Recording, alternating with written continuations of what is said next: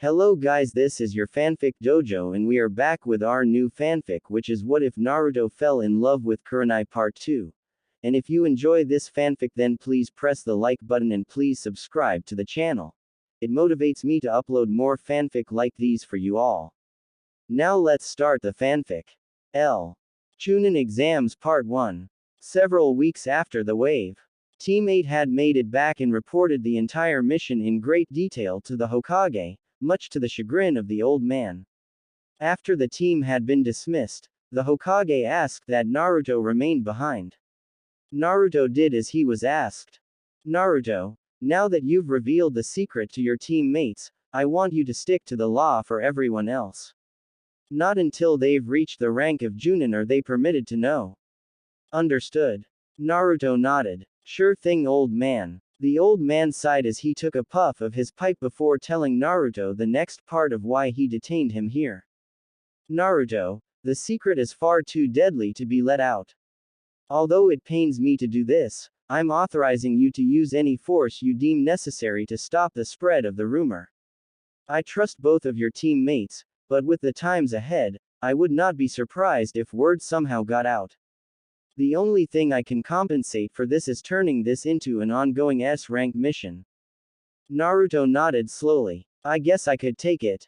The old man spoke to Naruto for a few moments more before dismissing him, asking that he report to the hospital for psychological testing to make sure that his mind was still stable after killing both of his targets on the mission.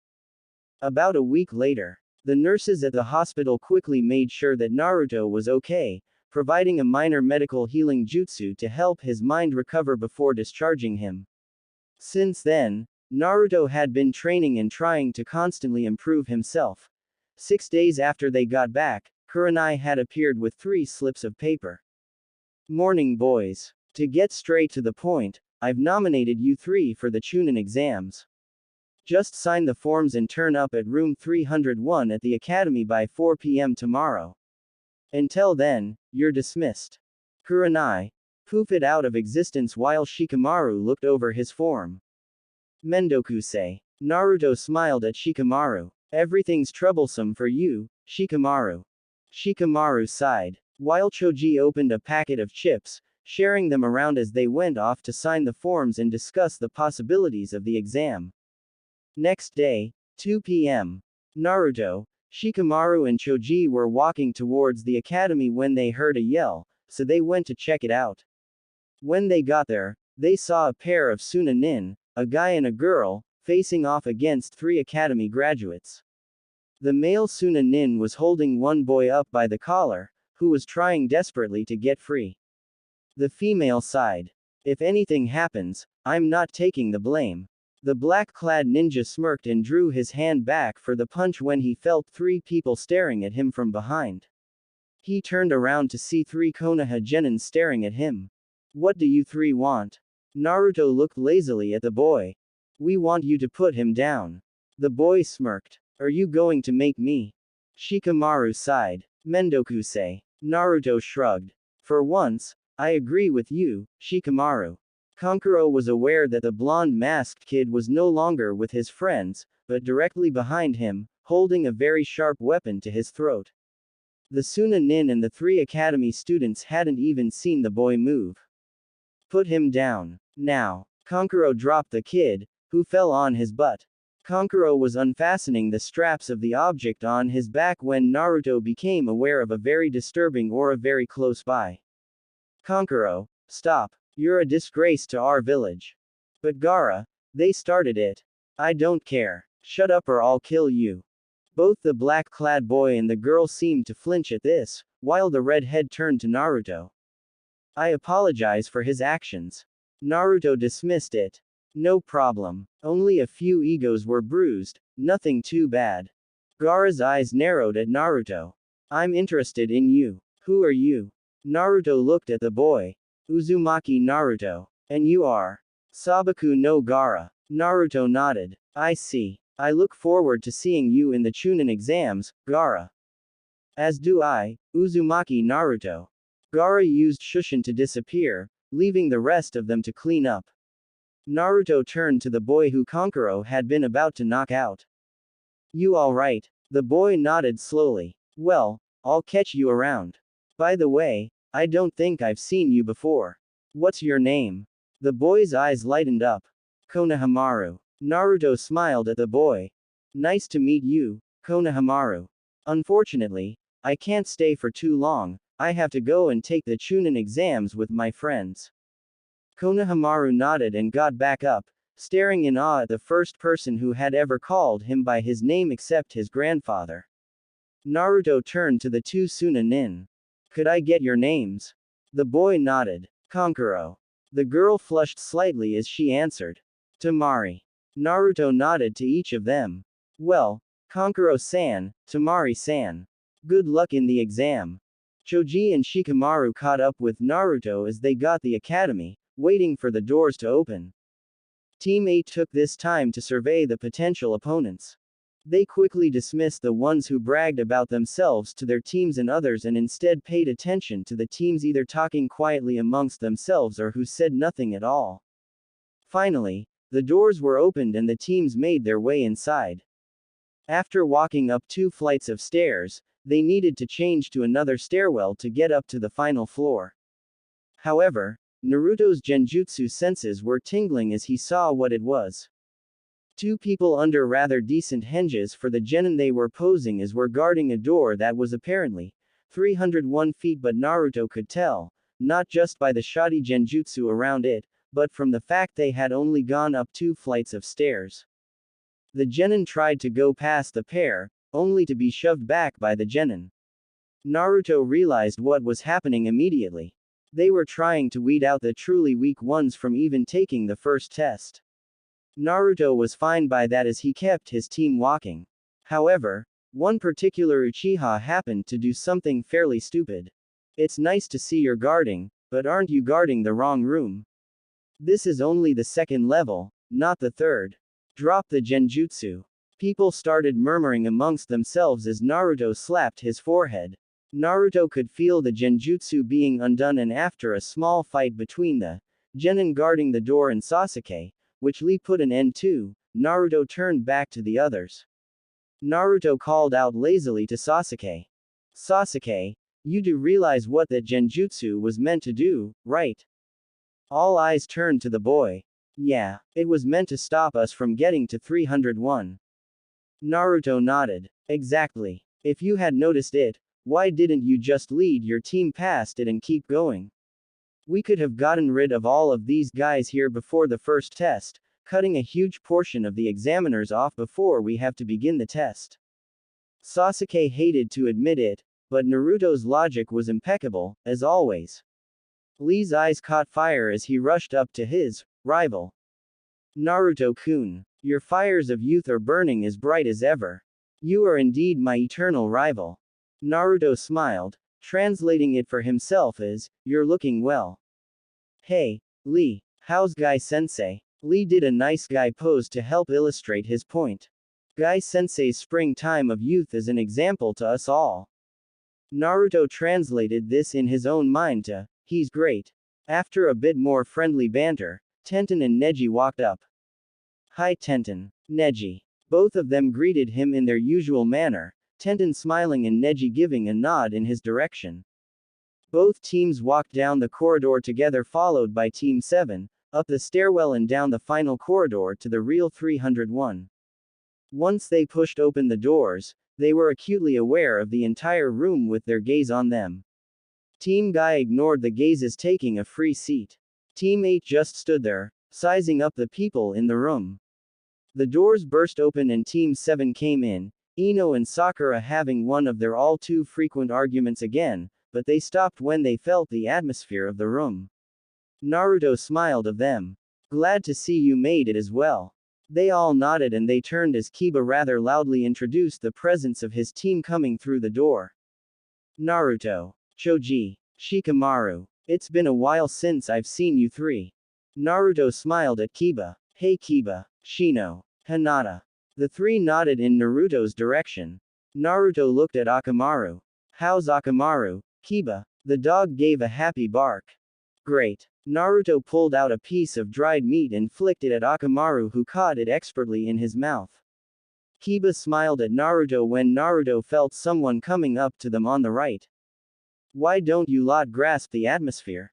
Screaming like a bunch of school girls, geez. Naruto looked at the silver-haired bespectacled guy lazily. We already did. Is it a crime to catch up with old friends? The boy smiled at him. Not really, but there's a better time to do it. Anyway, there are a lot of powerful people here. Many of who have taken the exam before. I've taken the exam before as well. Naruto looked at the man. How many times? 7. Naruto nodded. You seem to have a purpose for coming here apart from the whole, grasp the atmosphere thing. The boy nodded. How about I give some tips to my cute underclassmen? Kabuto reached into his ninja pouch and took out a deck of cards. I've collected information on a lot of the exam's entrants and burnt the information onto these cards with my chakra. Kabuto pulled the top one off, but it was blank. Sakura, being the smart one, pointed out the obvious. Kabuto-san, how could those have information on them? They're blank. Naruto shook his head. A genjutsu of fuinjutsu of some kind. Kabuto nodded in agreement. He put his finger to the card and began swiveling it around before a small puff of smoke covered the card. Once it cleared, the card was no longer blank. In fact, it had a map of the world overlaid with a three-dimensional bar graph. Almost everyone looked at the card in wonder as Kabuto explained. This shows the number of participants each country has sent. I have information on all of the people attending this exam. The only unfortunate thing is that I have practically no information on the 3 from the hidden sound. This is the first team they've sent to an exam, so I haven't had the chance to find out much about them. Sasuke saw his chance. Can you show us some? Kabuto looked at him. Any in particular? 3. Rock Lee, Sabaku no Gaara and Uzumaki Naruto. Kabuto put the first card away and picked the deck up. This will be easy since you know their names. Kabuto swiped the deck, pulling out 3 cards. He fanned them out and began channeling chakra into one of them. First, Uzumaki. Naruto ripped the card out from under him as soon as the chakra revealed the information. Naruto began scanning it. He couldn't risk the secret getting out, so he ripped through it, finding the information to be startlingly accurate. He even found it in there. He smiled.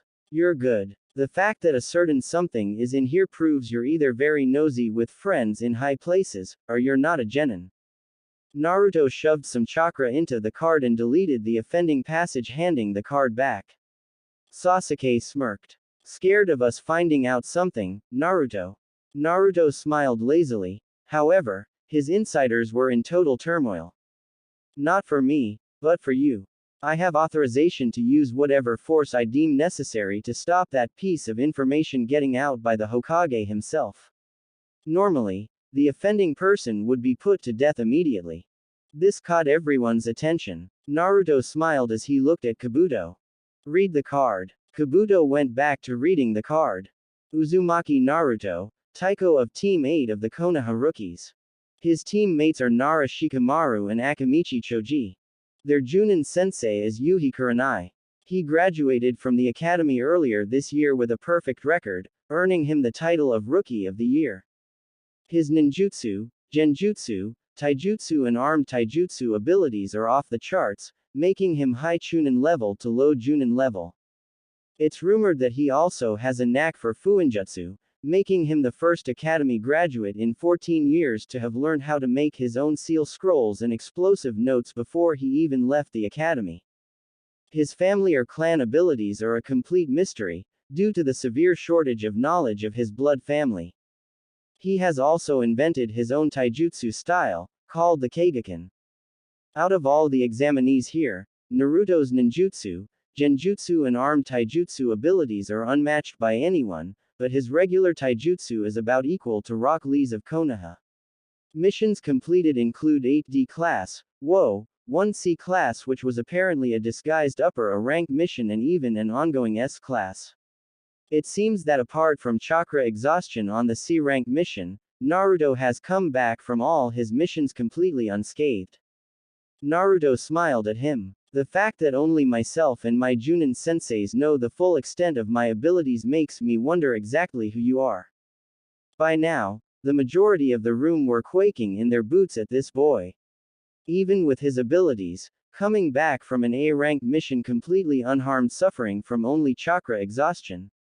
This kid was scary. Kabuto put the card away and activated another card. This was Rock Lee. Rock Lee, member of Team Guy. He's 1 year older than all of you. Teammates are Hyuga, Neji and Tenten. Their Junin sensei is Maeda Guy. Rock Lee's ninjutsu and genjutsu abilities are non-existent, as are his family or clan jutsus, but his taijutsu, both long range and short, are about equal to Uzumaki Naruto's. Mission dossier records show he has completed 20 D rank and 12 C rank missions. Kabuto felt a kunai pressing against his neck. It was held by the hand of Naruto. No one in the room had seen him move. I knew it. Apart from his team and me, no one has that much detailed information on Lee. Only 4 people apart from myself know the full extent of my abilities. All of them have been my senseis for the past 7 years and who I am close friends with. You're not a genin. Your chakra capacity is far too massive for you to even be a chunin. The fact that you knew about a certain something gives me permission to slit your throat here and now. Naruto looked to the front of the room in time to see an explosion of smoke and a booming voice reached the genin. Uzumaki, what the hell do you think you're doing? Naruto smiled lazily at Ibiki. Just doing a mission, Ibiki-san. Ibiki scowled at Naruto. You can complete the mission later. This is as good a time as any to say this, so let me make one thing clear. There will be fighting in this exam, however, you will not engage another person unless given express permission by an examiner. Even then, killing unless also permitted is forbidden. Pigs who go against my rule will be failed immediately, understood? Now the genin had completely forgotten about Naruto and were completely transfixed by the man in front of them. Ibiki held up a tab with the number 1 on it. All of you will approach the examiners with your 3 application forms. Once your genin cell has been marked off, take 1 number from this box. That number is the seat you will use during this part of the exam. Once you are all seated, we will begin handing out the papers. Everyone handed in their application forms, got a numbered tab and was assigned a seat. Once everyone was seated, the examiners began placing the tests face down on the desk. Once that had been done, Ibiki started tapping the piece of chalk against the board. I will now explain the rules of this test. Listen carefully, as I'm not going to repeat it and I will not answer questions. Rule 1. Each of you will start with 10 points. This test works via a subtraction method of marking. For example, if you answer 1 question wrong, you get a single point deducted. 5 questions wrong and you lose half your points. Rule 2. The overall pass-fail is determined not by your individual scores, but by the combined score of your team. Rule 3. If you are found to be conducting any suspicious activity that could be associated with cheating, you will have 2 points deducted. Meaning, even if you get all the answers right, but get caught 5 times, you fail. This isn't so much a rule as the result of what will happen should someone fail. Until the third part of the exam, everything relies on teamwork. If one of you fails, so does the other 2 members of your team. This test will be done in the space of an hour. At the 45-minute mark, I will give you the 10th question, regardless of whether or not you have completed the rest of them. Now, begin. No one failed to hesitate with the order and turned the pages over. Naruto smirked. Why did this situation seem so familiar? Probably from the graduation written test. These questions were much harder to answer than your average genin should be able to answer. Naruto sighed. The purpose of this test was to cheat. Since he didn't have much to cheat with, he decided to use his own head to write the answers. Naruto was aware of 3 other people writing with him, namely 2 nobodies and Haruno Sakura, which was quickly joined by 3 more, both Hyugas and Sasuke, who had their bloodline limits engaged. After Naruto answered the first 9 questions, he sat back. Naruto felt the familiar chakra of Shikamaru reaching out with his Kajimane and take hold of Choji, writing the answers to the test on his paper. After a while, Naruto saw one of the examiners throw a kunai straight past his head, which he leant out of the way of and heard a thunk behind him. Naruto looked around to see that the kunai had pierced the exam paper of the genin behind him. The boy stood up. Wah, what's the meaning of this? The examiner smirked. I've caught you cheating 5 times. You fail. Get your teammates and get out. 2 other genins, none too happy with their teammate, got up and left along with the one that had caused them to fail. Straight away, another examiner spoke. Number 23, fail. Numbers 43 and 27 fail. The 3 got up. After that, a steady stream of genin were caught and left the room. By the time the announcement of the 10th question came around, the overall number had been reduced to just over 100. Ibiki strode to the front of the room and turned to face the genin. Now, it's time for the 10th question. However, before I give it to you, I need to know whether you will even take it. The genin started murmuring as Ibiki continued with the explanation. If you chose not to take it, you and your teammates will be failed immediately. However, if you do decide to take it and get it wrong, you will have the privilege of taking this exam stripped permanently. Everyone started crying out in disbelief. Kiba was the loudest. What kind of a stupid rule is that? There are people here who've taken this exam before. Ibiki laughed heartlessly. That's true. However, when they took this exam, I wasn't the examiner. Seems you lot are out of luck. However, the rules have been stated. Will you, or will you not take it? If you are uncertain as to your abilities, you should quit now and try again next time. Raise your hand if you don't want to suffer the consequences. For a moment, no one did anything. However, the man next to Naruto raised his hand. I won't take it. An examiner marked off him and his 2 teammates as they left the room. This set off a chain reaction. At least 5 more people raised their hand and they were marked off along with their teammates. Finally, there were 78 people left in the room. 80 if you included the plants, as they were called. Ibiki looked around the room. Will anyone else give up? This decision will change your life. People in Naruto's general vicinity became aware of his chuckling, which turned into full-blown laughter.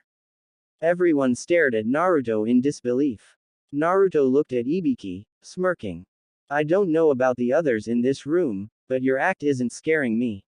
I have absolute confidence in myself and both of my teammates that we will answer this question perfectly. There are no weak soldiers under a valiant commander. Get on with the question. Ibiki sighed. Naruto had blown the fear and uncertainty of every single genin in the room away and laughed at him to boot. Ibiki looked around and confirmed what he had thought and felt. Ibiki tried one last time. This is your final chance. Will any of you give up? Naruto smiled at him. We're not afraid. It was clear that no one was going to budge until they had passed the exam, so Ibiki sighed. Then, for the first test of the Chunin exams, you all pass. Every one of the genins except Naruto stopped and tried to work out exactly what he had meant. Naruto smiled and shook his head. I was kind of expecting something like this from you, Ibiki-san. Let me guess, the take or not take was the 10th question. Ibiki smiled at Naruto. Exactly. The 10th question was the choice of taking a life-altering decision or not. The first 9 questions severed the purpose of testing your information-gathering abilities. I'm sure there were some of you who could work out the answers for yourselves, but the majority of you would have realized straight away that this was not your average paper test and came to the conclusion, I have to cheat to pass. Most of you would have also realized, there is 80 people left in the room, which would imply that there's something wrong. We had 2 Chunin planted in the room to be the sources of the answers for your cheating attempts. Those of you who cheated like amateurs were weeded out. They won't survive the next stage of the exam with that kind of effort. Now, the 10th question. Once we had separated the wheat from the chaff, I put you in a hopeless situation. Take or not take. Either choice had dire consequences. Not take it and fail immediately. Take it and get it wrong, and never take it again. Let's put this into a real-life situation. Let's go with the scenario that all of you become Chunin. A Chunin is a squad leader who is responsible for handling the mission and his team's lives. You arrive at the mission center along with your squad and receive a mission. You are to infiltrate an enemy facility and steal a scroll. The number of ninja, their state of preparedness, armaments, jutsus and skill are unknown. Can you just decline the mission, because the content of the mission is unknown, enchaining today's certainty with tomorrow's uncertainty? The answer is no. As a Chunin, there will be missions you will not have a choice in. Information can be more important than a cage's life in some situations. What if that scroll contained information about another village planning to invade your own?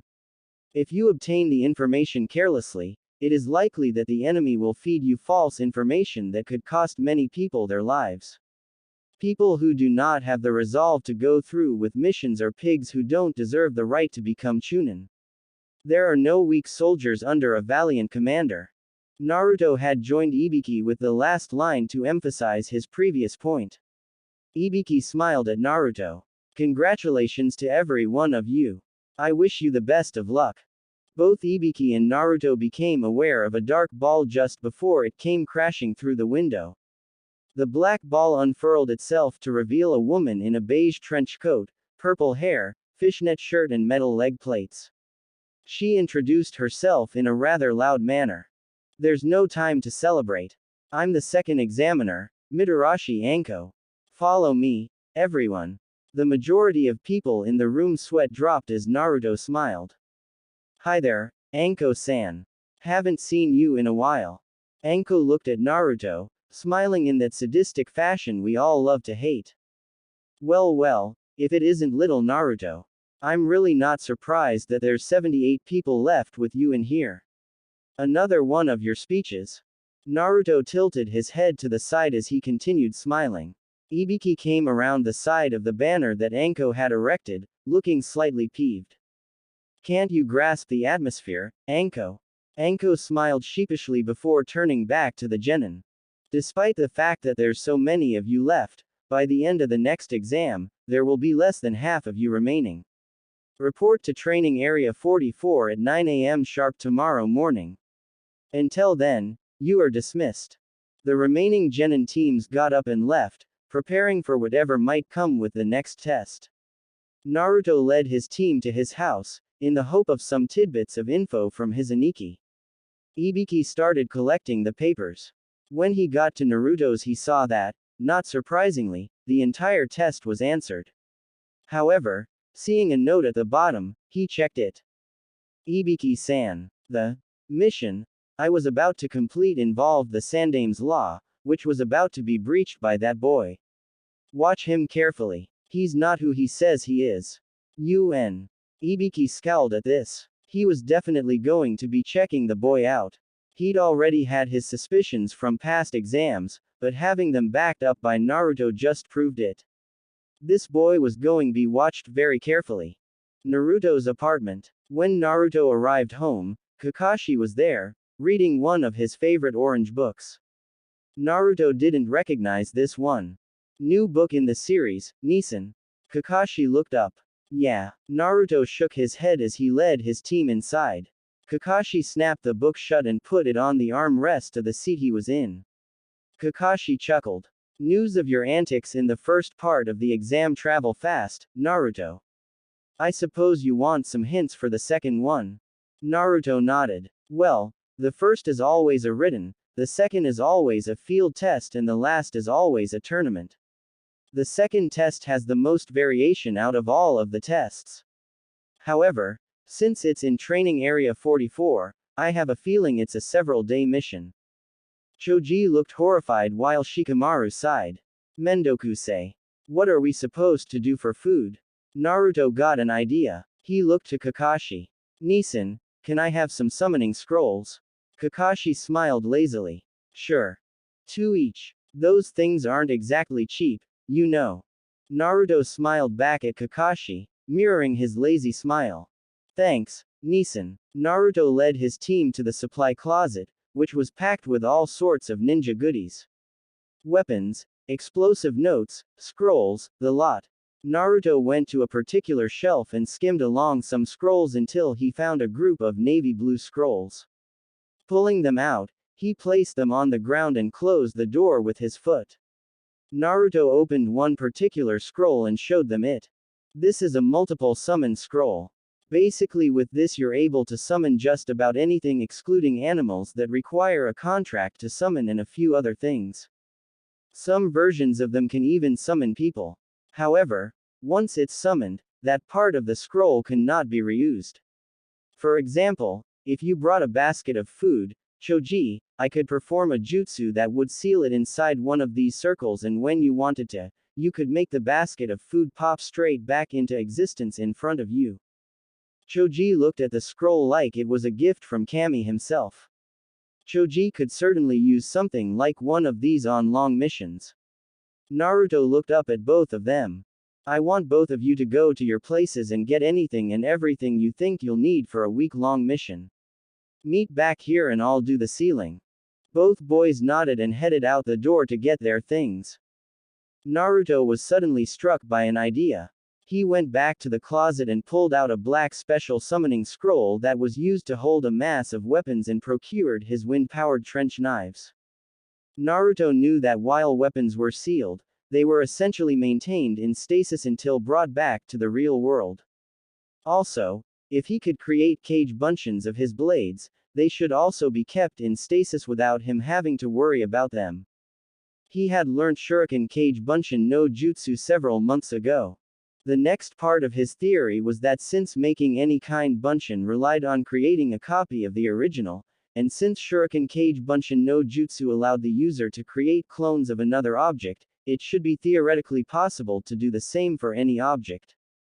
However, Shuriken were an obvious first target, since they were small and perfectly symmetrical.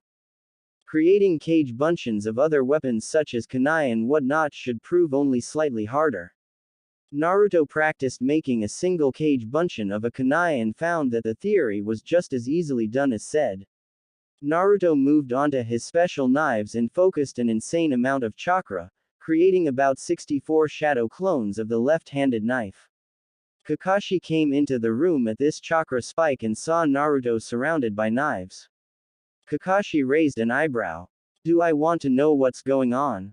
Naruto carefully pushed his way out of the stack so as not to cut himself and got the scroll.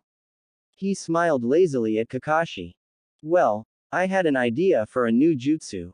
Kakashi looked at the knives. A variant of cage shuriken. Naruto shrugged. That's the first part of it. Kakashi looked at Naruto in interest. First part. Naruto nodded and explained his reasoning. Objects that are sealed are kept in stasis. I theorized that if I created a huge number of weapon clones and sealed them, they would stay there without any effort from me and I could summon them at will. Kakashi saw the logic in this. Sure, a number of people had probably given the idea a passing thought, but Naruto had just in the space of 3 minutes brought it into reality. Considering Naruto's talent for cage bunshins and Fuin jutsus, it really actually wasn't that surprising he had made it. Naruto went back to sealing other objects into his other 2 scrolls like food, water, a medical kit, and several other things. After about 15 minutes, there was a knock at the door, and when Kakashi answered the door, Shikamaru and Choji came in with an assortment of different things. Choji naturally had brought what most people would consider a lifetime supply of snack foods. After Naruto led them to his room, he showed them how the process was done. He even allowed both boys to have a go. Neither of them managed it though, but Naruto smiled at them. Don't worry. It took me 3 months to learn how to do it without stuffing up. After everything had been sealed, Naruto handed the scrolls to the 2 boys. The 3 of them discussed possible plans for the second test until well after dark. After the boys left, Naruto got to bed and went to sleep. Next morning, Training Area 44. Team 8 had made it to the area with 5 minutes left to spare, as was their custom. Anko waited another 5 minutes before she saw that every team had made it on time and began her explanation with a snicker. Now you will experience why this place is called the Forest of Death. Naruto came back to attention and stared at her lazily. What was that? Sorry. People snickered and Anko smiled, hiding her true intentions. She pushed a kunai into her hand and hurled it at Naruto, who took it smack in the forehead, much to the chagrin of the others. However, Naruto poofed out of existence and the real Naruto appeared behind Anko. Did the clone really deserve a kunai to the head? He was just theorizing about the possibilities of a new jutsu. Shikamaru slapped his hand to his forehead. Mendoku-say. Choji smiled while the others stared wide-eyed at Naruto. Anko smiled. Not bad, Naruto. Naruto smiled and reappeared beside his two teammates. Anko reached into her coat and pulled out a stack of papers. Naruto looked at them. Consent forms. So we are allowed to kill in this test. Anko smiled and nodded. Everyone decided it would probably be a good idea to stay out of Naruto's way. There will be deaths in this test, guaranteed. I need you to sign these so I don't get the blame for your deaths. I hate paperwork, especially the ones for a death I'm responsible for. Anko passed the stack of forms to Naruto, who took one and passed it on. I will now begin the explanation for the second test of the Chunin exams. To sum it up, you will all go through an extreme survival match. First, I will explain the area's geographical features.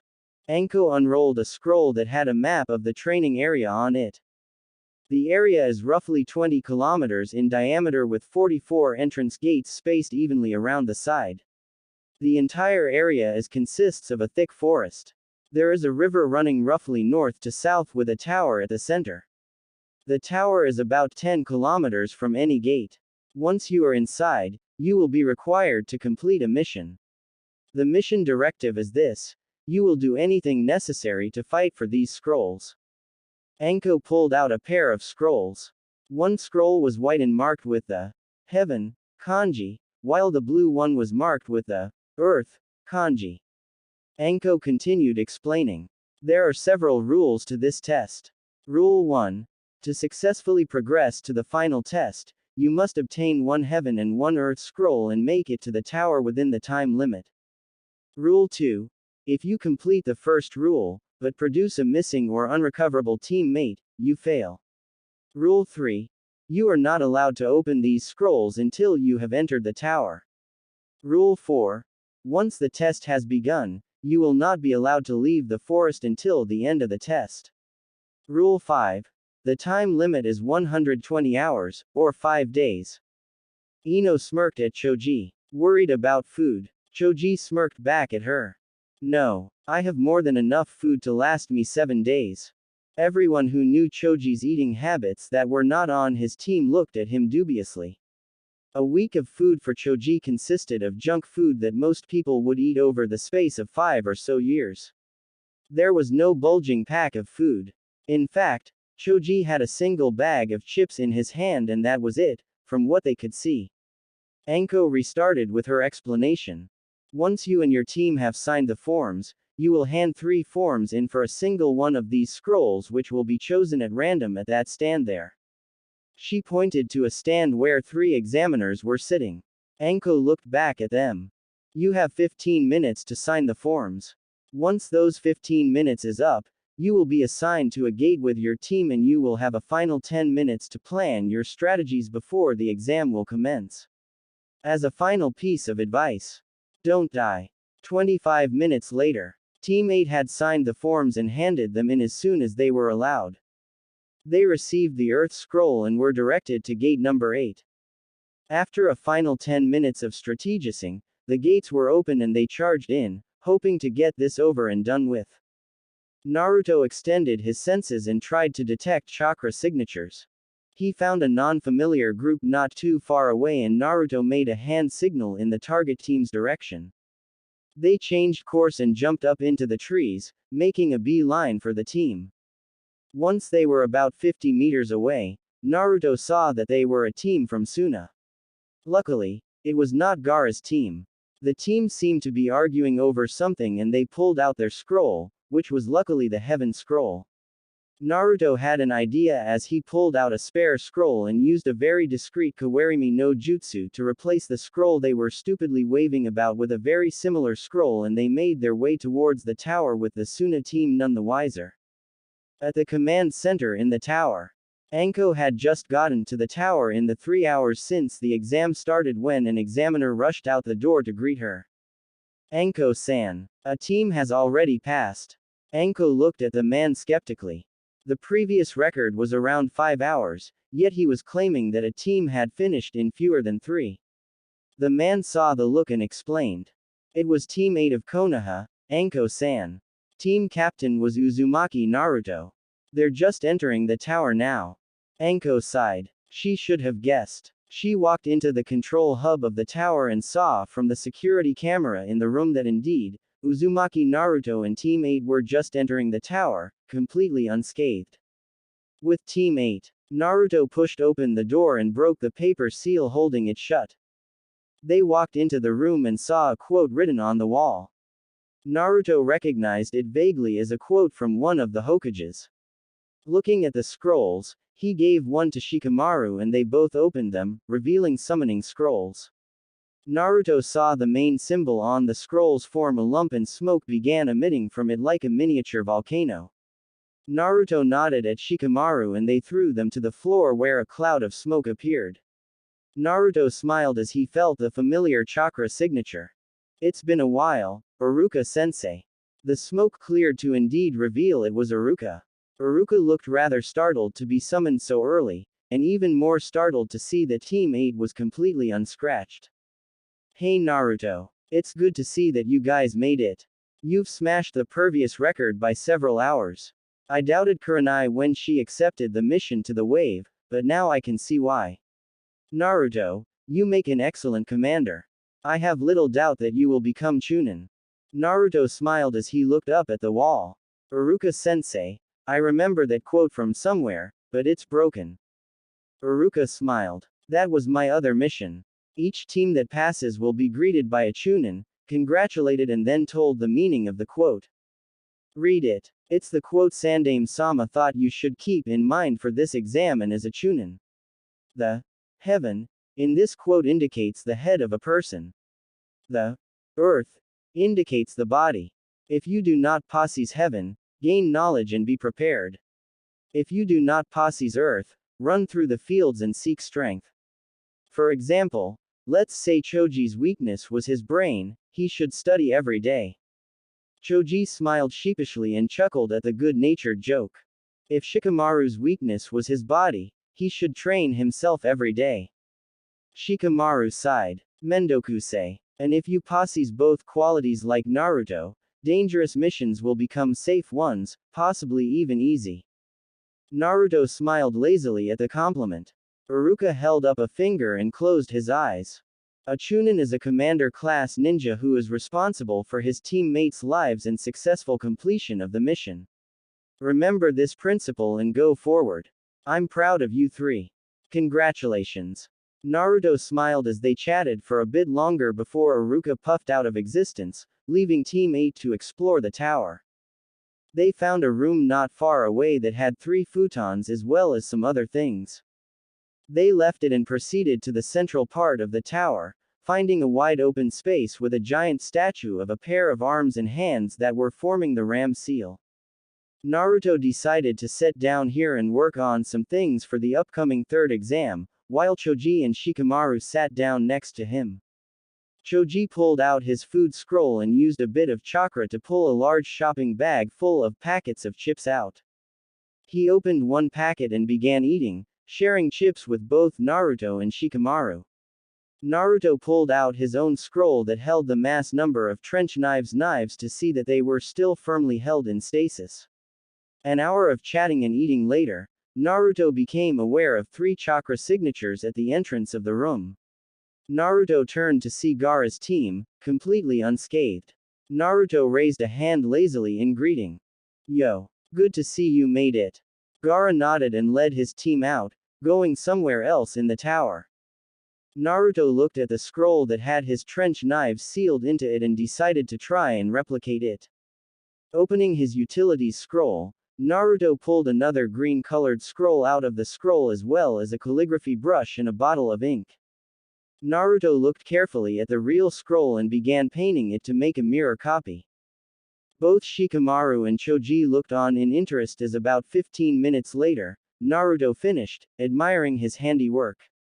Naruto pulled out his real trench knives from their hidden location in his sleeves and formed a ram seal, focusing a huge amount of chakra before there was a huge puff of smoke and Choji and Shikamaru's eyes widened in disbelief.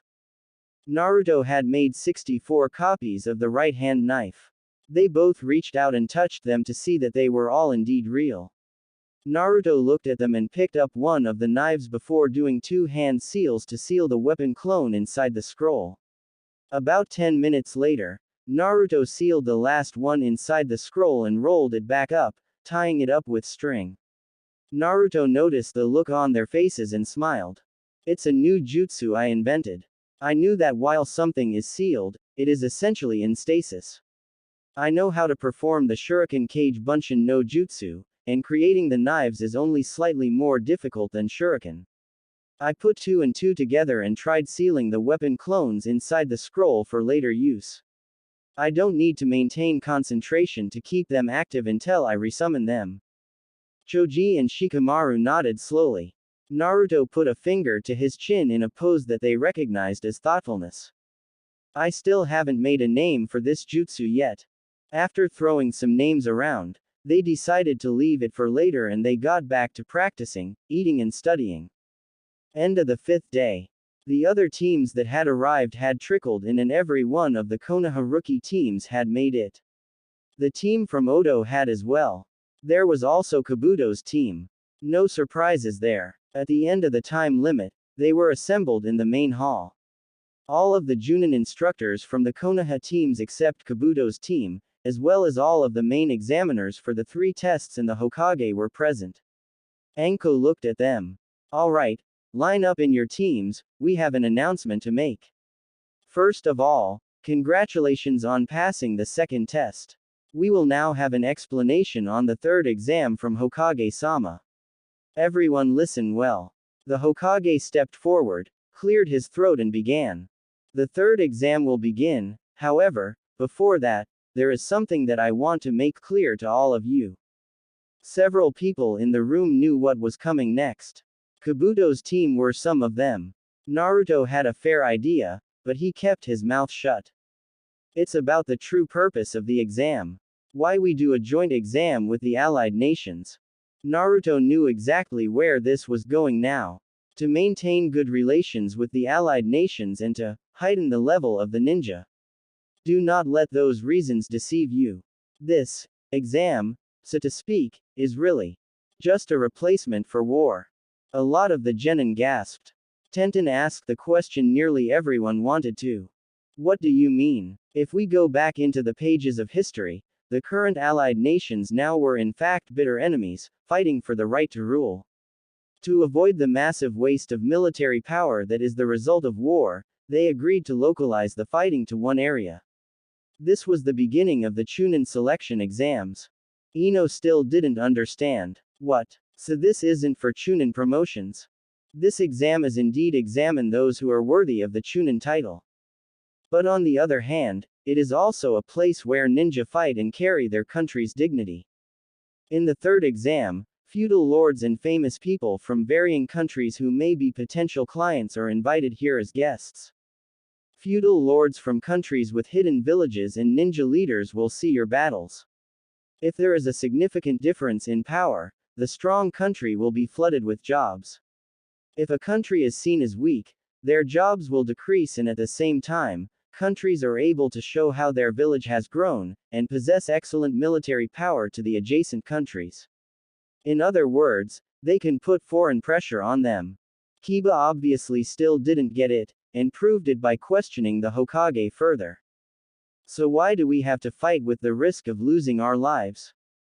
Naruto looked lazily at Kiba before turning back to the old man. He answered him.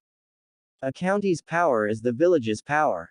The village's power is the shinobi's power and a shinobi's true power is only manifested in life or death situations. How true that is. He tuned back into the Hokage's speech. This exam is also a place to show off the ninja power of one's country. Since this is an exam where you fight with your lives on the line, it has a meaning, and your predecessors have fought and dreamed of being in the Chunin exam because of it. Apparently, no one had any more questions, however, Garo was obviously impatient. I don't care. Tell us the details of this life or death exam. The Hokage nodded. Then I will begin explaining the details of the third test, but... The Hokage was interrupted by a Junin who appeared in front of him. Excuse me, Hokage-sama. I, Gecko Hayate, the judge, will explain. Please do. Hayate slowly stood up, not turning to face them. It's nice to meet you, everyone. Before the third test, there's something I want you to do. Fight in some preliminary matches to see who gets to progress to the main matches. Most of the genin started murmuring to each other. Sakura wanted a further explanation. Sensei, I don't understand. Why can't we just progress to the main matches with the remaining examinees? Hayate coughed again, and looked over them. It may have been that the exams were too easy this year, or you're all exceptional genins, however, there are far too many of you left. The time of the feudal lords and other important people is precious, and we cannot afford to waste it with endless battles. Therefore, only 10 or less people are allowed to enter the main matches. According to the Chunin exam regulations, we are required to hold preliminaries to decrease it to a suitable number. We are also limited on time, so those who do not feel well and wish to quit, please raise your hand now. You can do so without hurting your team, as from now on, it will be one-on-one matches. The preliminaries will begin immediately. Would anyone like to quit? Sasuke grabbed his neck, which Naruto noticed as he felt a distinctly evil pulse of chakra coming from Sasuke. Sasuke-kun. Naruto saw that Sakura was worried about something. Sasuke-kun, you should withdraw from the preliminary matches. Both Naruto's and Sasuke's eyes widened at this. Sakura pressed on. You've been acting weird since that Orochimaru guy beat you. The bruise hurt even now, right? Please. Please stop. I'm afraid. Anko, Ibiki and the Hokage began discussing what they should do with the boy. The suggestion of forcing him out of the matches and surrounding them with Anbu escort in isolation came up when Kakashi butted in. He's not the sort that will listen to you that easily. He has a background that gives him a stubborn will to try his hardest, after all. Anko got pissed off and started chewing Kakashi out for his lack of seriousness at the situation. Stop fooling around. I'll make him quit, even if I have to use force. The cursed seal reacts when you try to mold chakra and it will try and extract power from him. It's a forbidden jutsu that undermines the affected person. It amazes me that he's able to withstand it. A normal person would be dead. Anko turned to the Hokage. Hokage-sama. Sakura still hadn't let up trying to make him quit. You aren't in any condition to fight. You should just. Sasuke turned to her, glaring at her despite the pain. Shut up. I knew it. Sasuke whispered to her. Just be quiet. Sakura couldn't take the hint. You've been bearing this pain the whole time. Sasuke tried to make her see the point. Sakura, learn when to take a hint and shut it. Sakura still didn't get it, and decided to go to the next level. Whatever you say, I'm still going to tell the teachers about it.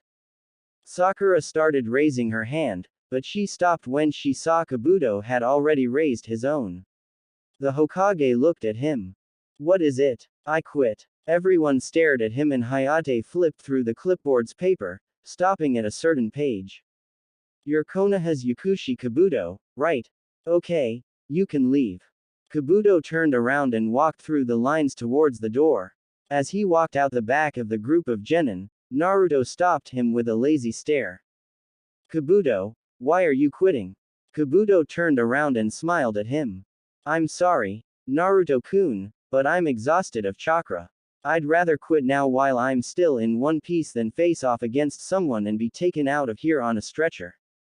Naruto glared at him. Your chakra levels are full. Your lying may convince the others, but I know a traitor when I see one. Everyone stopped and looked at Naruto, who was accusing one of his fellow comrades of treason. First, you had a staggering amount of information on my background and abilities, which besides 4 of the people up there, only I should know about. Not even the Hokage knows the full extent of my abilities. You would have even broken the law and revealed an S-class secret to a bunch of genin who, even if they were all from Konoha, would not be permitted to know it until they reached Junin. An act which is punishable by death. You knew more about Rock Lee than anyone else except his team and myself. Your chakra capacity is massive, beyond even mine. You said your chakra was drained, yet I can feel it still at basically full strength. And also, while you're at it, get rid of that genjutsu on your forehead protector. I am within my legal rights to end your life right now. Kabuto's eyes widened as he smiled sadly. You are indeed observant, Naruto-kun. Ibiki's eyes narrowed as he snapped his fingers, and Kabuto and his teammates were surrounded by 3 squads of Anbu. Ibiki nodded at them and the squads took hold of Kabuto and his 2 teammates, disappearing. Everyone was silent for quite some time, trying to figure out exactly what had just happened. Naruto looked up at the Hokage. Old man, I want to know more about that boy. The fact that he knew was incredibly disturbing. With a cough, Hayate caught their attention. Hayate pointed to one of the panels on the back wall. Said panel slid up to reveal a display screen. Then, let's start the preliminaries. It will consist of one-on-one matches. In other words, it will be like real combat. Now that we have exactly 18 people, we will have 9 matches. The winners will be able to progress to the 3rd test.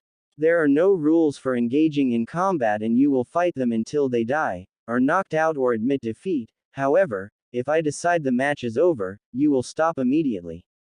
The electric bulletin board will choose 2 names at random from the participants. Without further ado, I will start the selection for the first match. The screen flashed yellow before the names of the remaining contestants began cycling through, settling on the first pair. Uzumaki Naruto vs Sabaku no Tamari. Naruto sighed. Right off the bat, huh?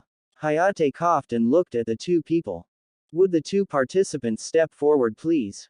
Both of them separated from their teams and stood face to face. First match is between Uzumaki Naruto and Sabaku no Tamari. Are there any objections to the participants? No one spoke, so Hayate coughed. Then would you please proceed to the stands with your Junin senseis and wait for your turn to start? Once everyone had left the field except Tamari, Naruto and Hayate, he coughed again. First match. Hajime. Tamari jumped back and eyed Naruto carefully. Naruto smiled at her. Judging by that battle fan you have, you're one of the few wind users of Suna. Tamari's eyes widened as Naruto took out a scroll, opened it and began reading. Tamari's sweat dropped. What are you doing? Naruto didn't look up. I'm thinking about the possibilities of a new jutsu. If I was to put a modified seal on. A vein on Tamari's forehead was pulsing before she took out her fan and let a massive gust of wind fly. When the blast hit the wall Naruto was in front of, the wall crumbled and gave off a huge cloud of dust. When it cleared, Naruto was gone. Tamari smirked.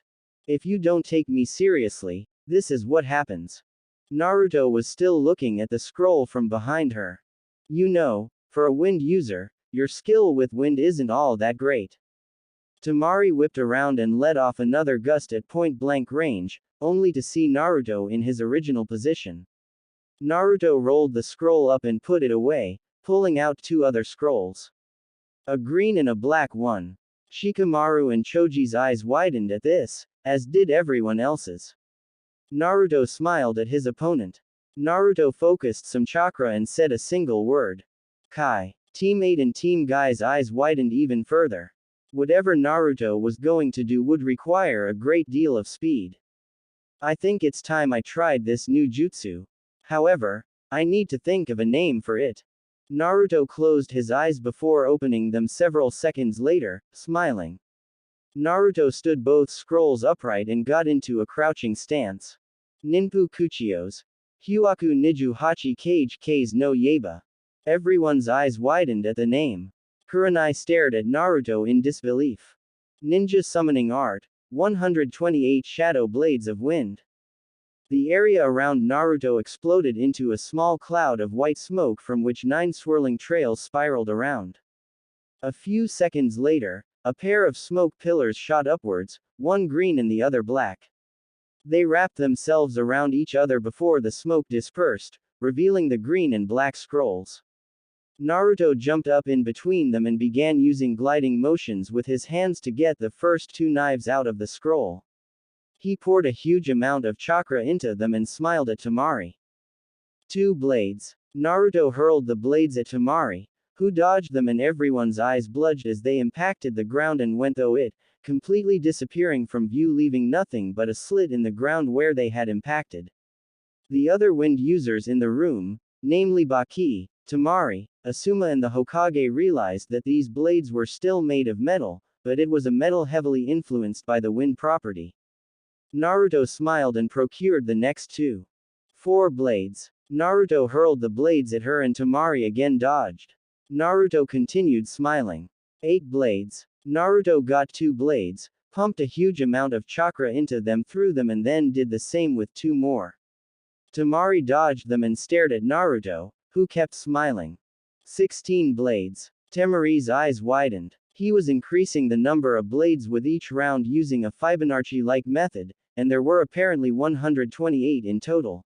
She wouldn't be able to dodge for much longer.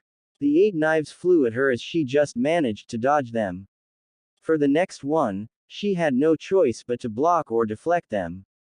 32 blades. Naruto's speed was increasing dramatically as the latest salvo came at Temari.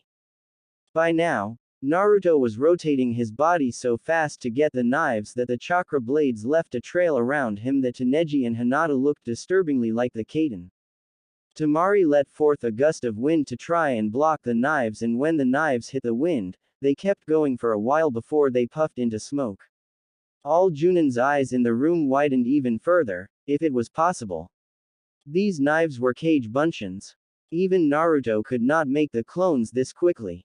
He was actually summoning them from the scroll. Naruto kept smiling. 64 blades. Temari was scared out of her wits. Even her best wind attack would not be able to defeat the number of knives remaining. Naruto turned into a blur as he ripped the weapons from the scroll, forced chakra into them, and hurled the volley at Temari. Temari let forth another gust of wind, destroying the blades and covering the area between her and Naruto with a smoke screen. The amount of chakra she had to put into these gusts was ridiculous. Temari heard Naruto's call of the next and final volley. 128 blades. Temari didn't have time to react as the blades ripped through the smoke, and she closed her eyes and waited for the end. When it didn't come, she opened her eyes slowly to see 64 knives hovering in front of her. Naruto dropped back to the ground with the scrolls piling around him, smiling cheesily at her. If I wanted, I could have killed you by letting those knives travel for another fraction of a second. There is no blade in the world stronger than a blade of wind. True blades of wind cannot be stopped by anything. The fact that all of those knives were cage bunchins and they still lasted as long as they did against your wind attacks is surprising. Sorry, Temari-san, but you lose this one. Hayate pointed to Naruto. Shosha. Uzumaki Naruto. Choji pumped his fist into the air and cheered while everyone else was trying to pick their mouths off the ground. Naruto narrowed his eyes as the knives hovering in front of Temari poofed out of existence. Naruto shook his head. I can't believe how much chakra that took. I'll have to make this a novelty jutsu. Everyone's eyes practically popped out of their head. He was making something like this a novelty jutsu. Naruto rolled the scrolls up and walked up the stairs, stopping behind Team Guy, or more specifically, Neji and Tenten. Since I trained with your team, seeing you use the Hake Rokuju Yansho and Soshoryu gave me the idea for the manifestation of that jutsu. Thanks, guys. Neji and Tenten nodded dumbly as Lee's eyes caught fire. Your overflowing youth is an example to us all, Naruto-kun. Naruto smiled. Thanks, Lee. Naruto made his way over to his team where Choji offered him a bag of chips, which Naruto accepted gratefully while Shikamaru smiled at Naruto. Kurenai was smiling widely at her student as she placed a hand on his shoulder, which Naruto noticed. That was great, Naruto. How did you come up with that jutsu? Well, I knew that sealing scrolls can be used to put things in stasis, so I theorized that if I was able to put shadow clones of items into them, the same should hold true for weapons. Then it was a matter of actually trying it out. It seems to work a little too well. Few of the genin here would have enough chakra to even use it, which is why I'm making it a novelty jutsu. It requires a lot of work before I can even use it, as the enemy won't just sit and watch me create 128 knives and seal them one at a time into the scroll. Kurenai smiled at Naruto as he turned back to the others to see that everyone's eyes were still on him. Naruto looked lazily at Hayate. Hayate-san, are you going to announce the next match? Hayate coughed and the bulletin board began cycling through the names. Akamichi Choji vs Uchiha Sasuke. Choji smiled as he started shoveling in chips by the handful. Sakura stared at him. Why is he eating chips at a time like this? Naruto looked at her lazily. You'll see. Sasuke was about to be schooled. Naruto thought about which way Choji was going to flatten the Uchiha. As Choji finished the bag, he ran down the stairs following Sasuke and they stood face to face. Once Hayate made sure they were ready, he brought his hand down between them and jumped back.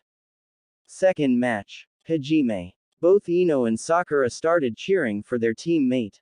Choji smiled as he pulled out his weapon scroll. Naruto's not the only one who's been learning new jutsus. Choji put his palm to a particular pair of symbols to reveal a mass of kunai that were threaded through a pair of wires by the pommel. Choji wrapped the wires around his chest and smiled. Naruto smirked. Inventive. Very clever. Everyone around Naruto looked at him waiting for an explanation. Watch. Choji put both arms in front of him and started with a clan jutsu. Baika no jutsu. Choji's size increased dramatically and the kunai stretched around Choji. Naruto had a fair idea of what was coming next. Choji drew his arms, legs and head into the body, letting out plumes of chakra as he announced his combo jutsu. Nikuden Hari Sensha. Naruto smiled as Choji started spinning rapidly, rolling forward far faster than ever before. Naruto had been right. As I thought. Choji used the kunai to improve his family jutsu, dramatically increasing not only his destructive power, but also his speed and maneuverability. They looked back to see Choji rolling all over the field, chanting his usual mantra. Roll, roll, roll, roll, roll, roll, roll. Sasuke was dodging the rolling ball of green, not entirely sure about what to make of it. He gave himself some distance and thought about how to attack it. He could not use chakra, therefore no jutsus or Sharingan. He took out a kunai and threw it at Choji, watching in dismay as it shattered on impact. If that's what it did to metal, there was absolutely no chance in hell he was going to try physically attacking it. He was pretty sure even if he managed to stop the rotation, punching him would be like punching the wall of a padded room. He'd just bounce right back. He just had to wait until Choji wore himself out. However, Naruto knew something Sasuke was forgetting. Akamichis do not tire easily. Choji was no exception. Naruto sighed. Sasuke's had it. If he could, he would have used jutsus by now or the Sharingan, but he hasn't.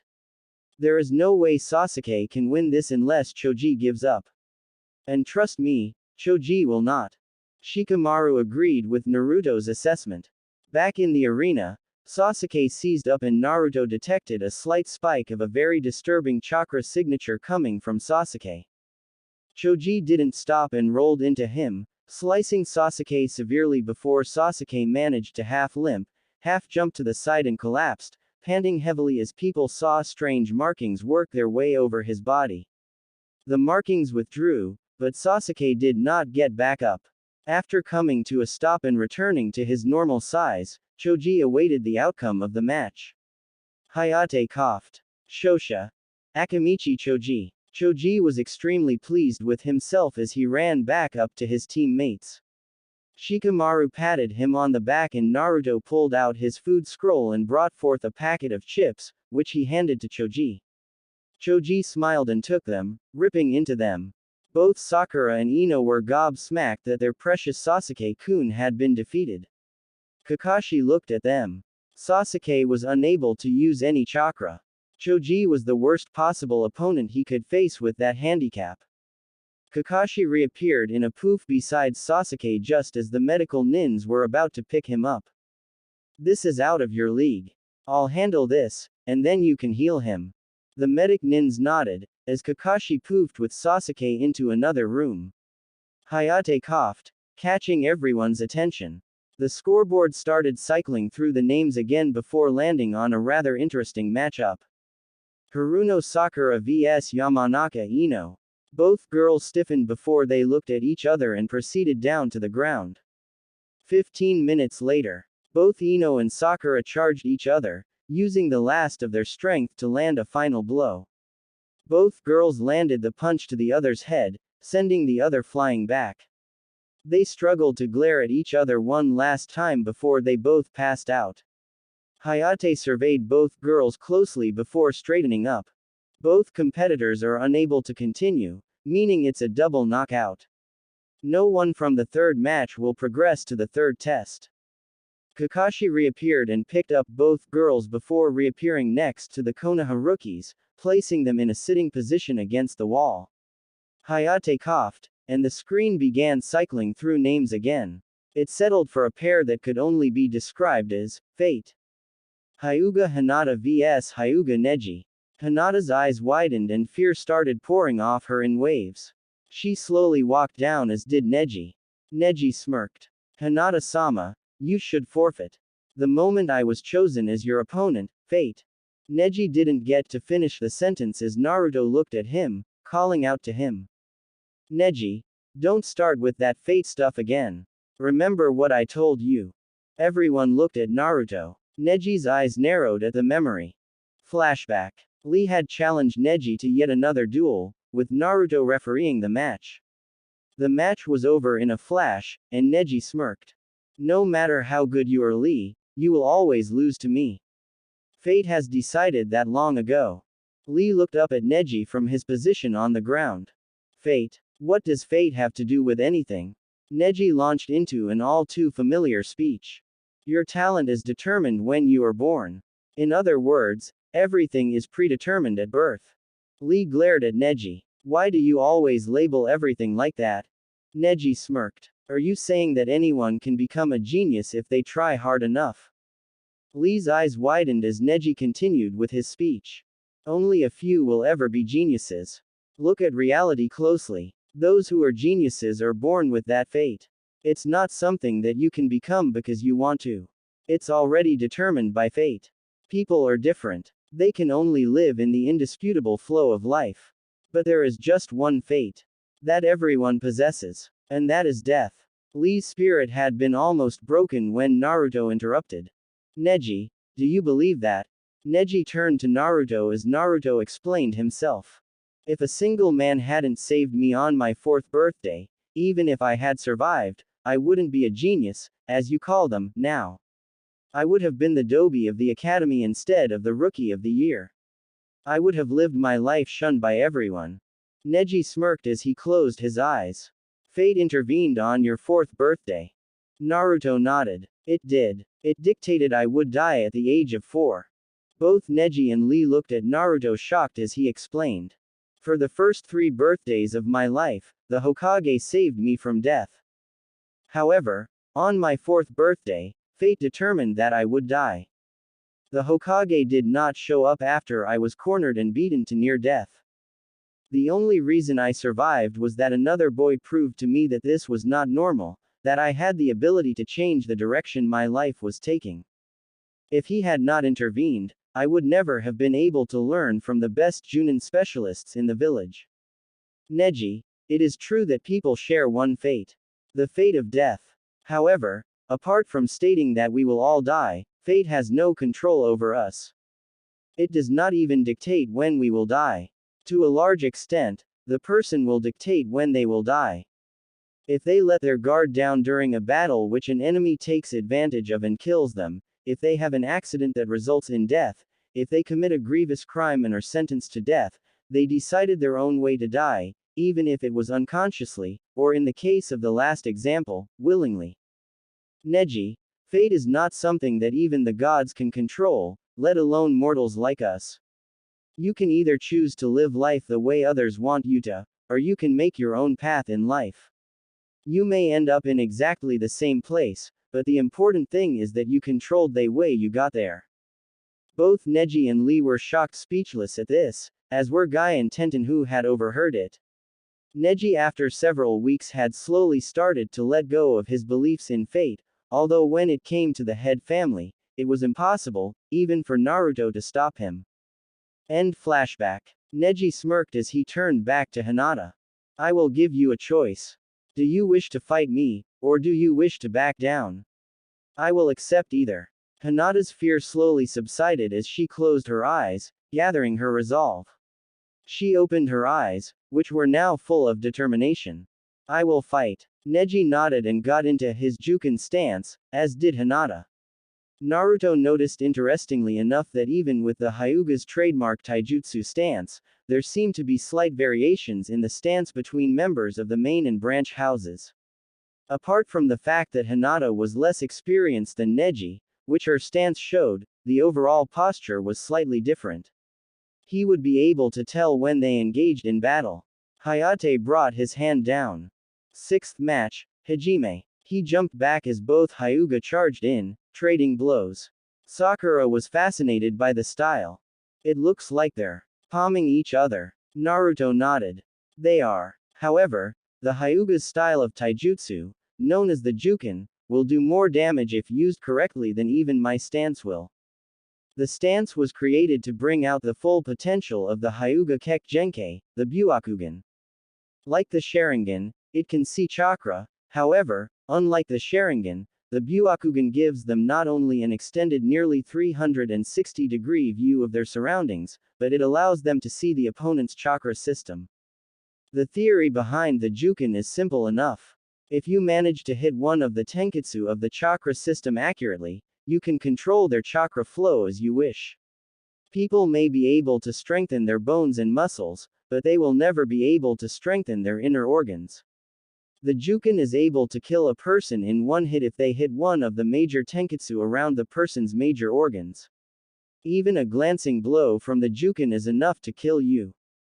Everyone listened to Naruto's explanation while watching the fight. Both of them went in for a blow, both getting hits on the opponent and stopping. After a few seconds, Hinata coughed up blood.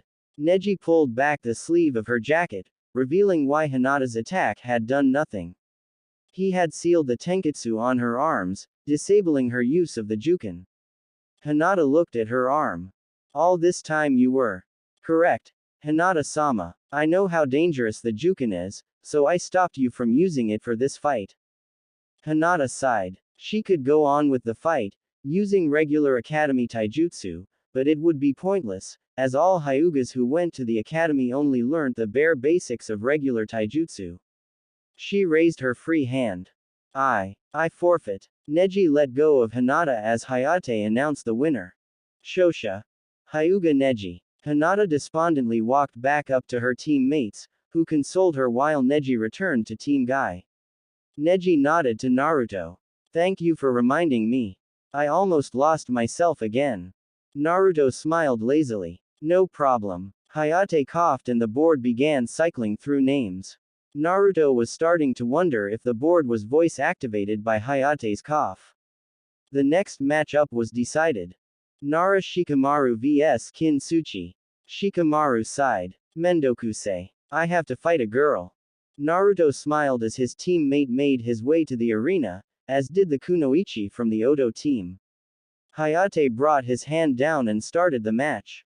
Several minutes later, Shikamaru had looked to be in a bad position, but Naruto had seen his sneaky use of the Kujimane no Jutsu pretending to be the shadows of the strings and captured her, forcing her to slam her head into the wall behind her, knocking her unconscious. Hayate announced the winner. Shosha.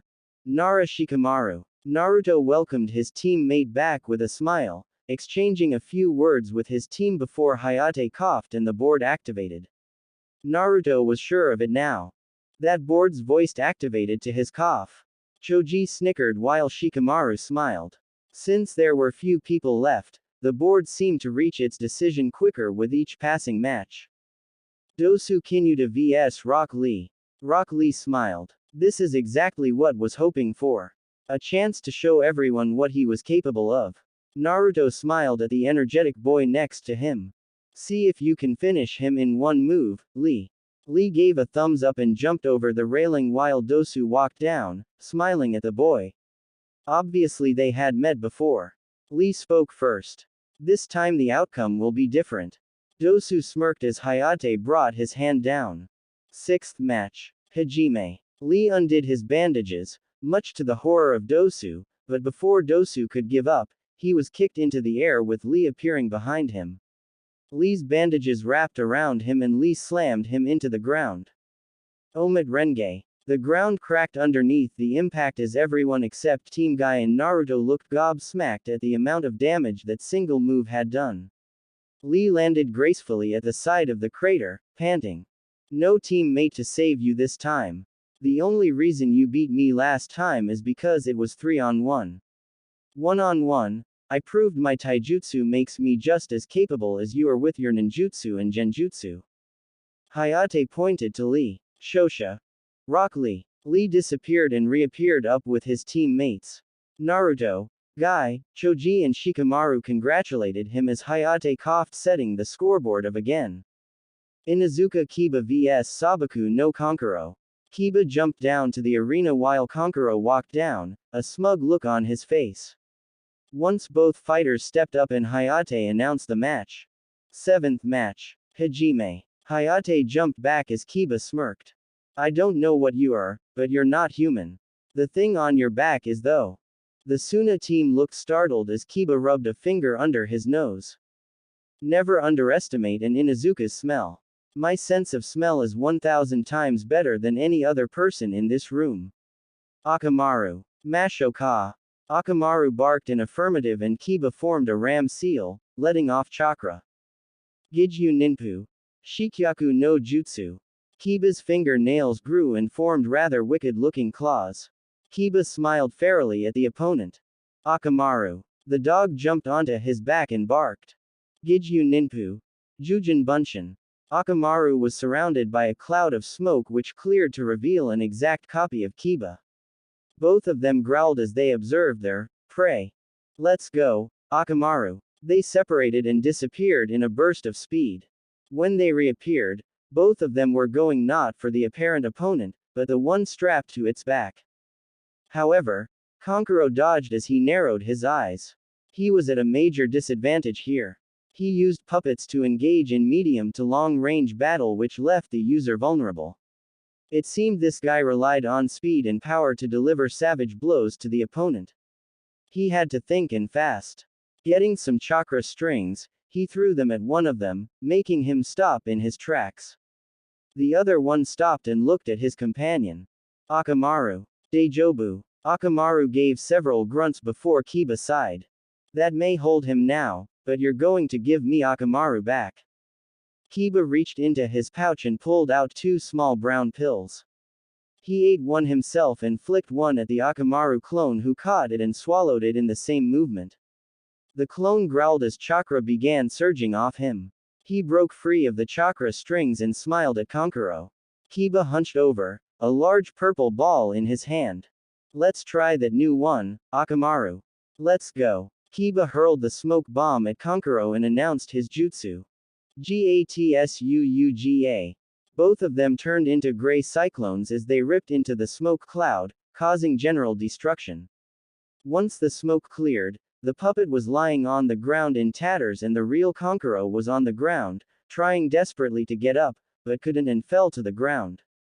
Kiba smiled. Nice work, Akamaru. Akamaru grunted and turned back into his regular form. Hayate announced the winner. Shosha. Inuzuka Kiba. Once Kiba got back up to the group, he received praise while Kankuro was carted off along with his puppet so the next match could begin. Hayate coughed and the board scrolled through the last few names and in just over 2 seconds had chosen a pair. Aburame Shino vs Tenten. Both fighters came down and faced off, not saying a word. Hayate made sure they were both ready. He gave the word to begin. 8th match. Hajime. Tenten jumped back and jumped into the air, launching several weapons at Shino, who tried to jump out of the way, but the weapons struck true. Shino began falling to the ground until he burst into a group of bugs. Naruto smiled. Mushi Bunshin no Jutsu. Tenten looked around her and saw Shino behind her near the wall. She turned around, smiling at him before pulling out several weapons. Shino looked up at her. I would advise you to check your surroundings. Tenten looked around before she saw an entire army of bugs crawling at her from the opposite direction. Shino looked at her. Those are Kikai bugs. They will consume your chakra, rendering you unable to fight. If you attack me, the bugs will eat your chakra. If you go for them, I will attack you.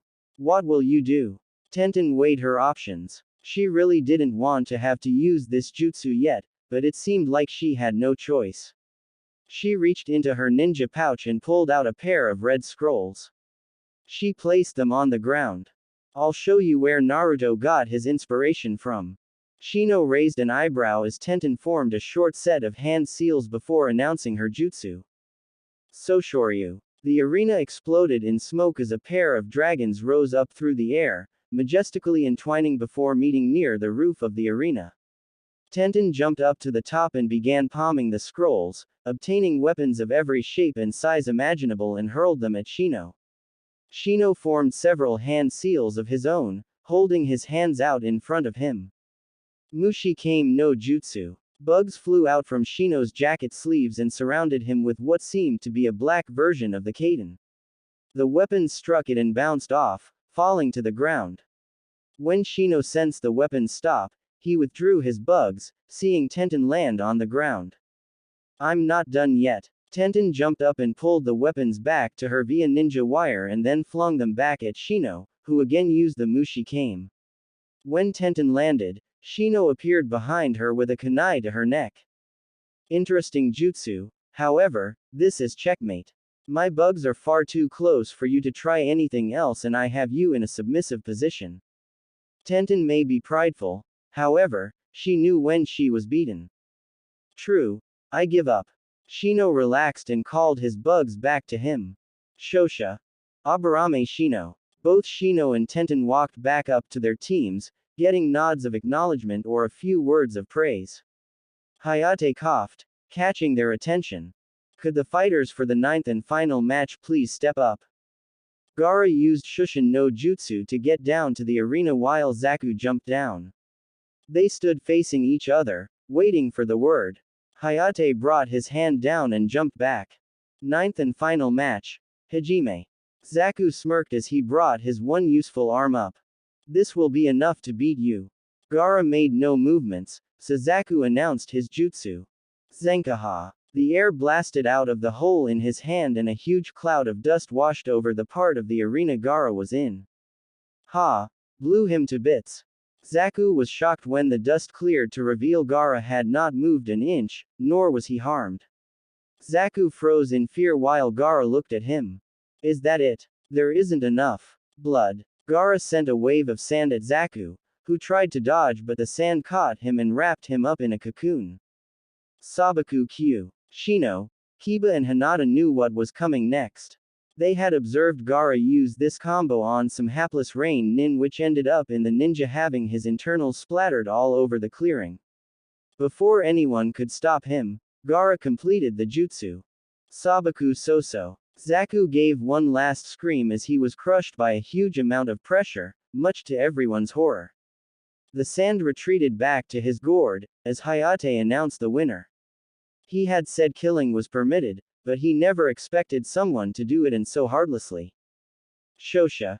Gaara. Gaara warped back up to his teammates as Hayate called the winners down. Could the 8 people who earned the right to progress to the final test please come down?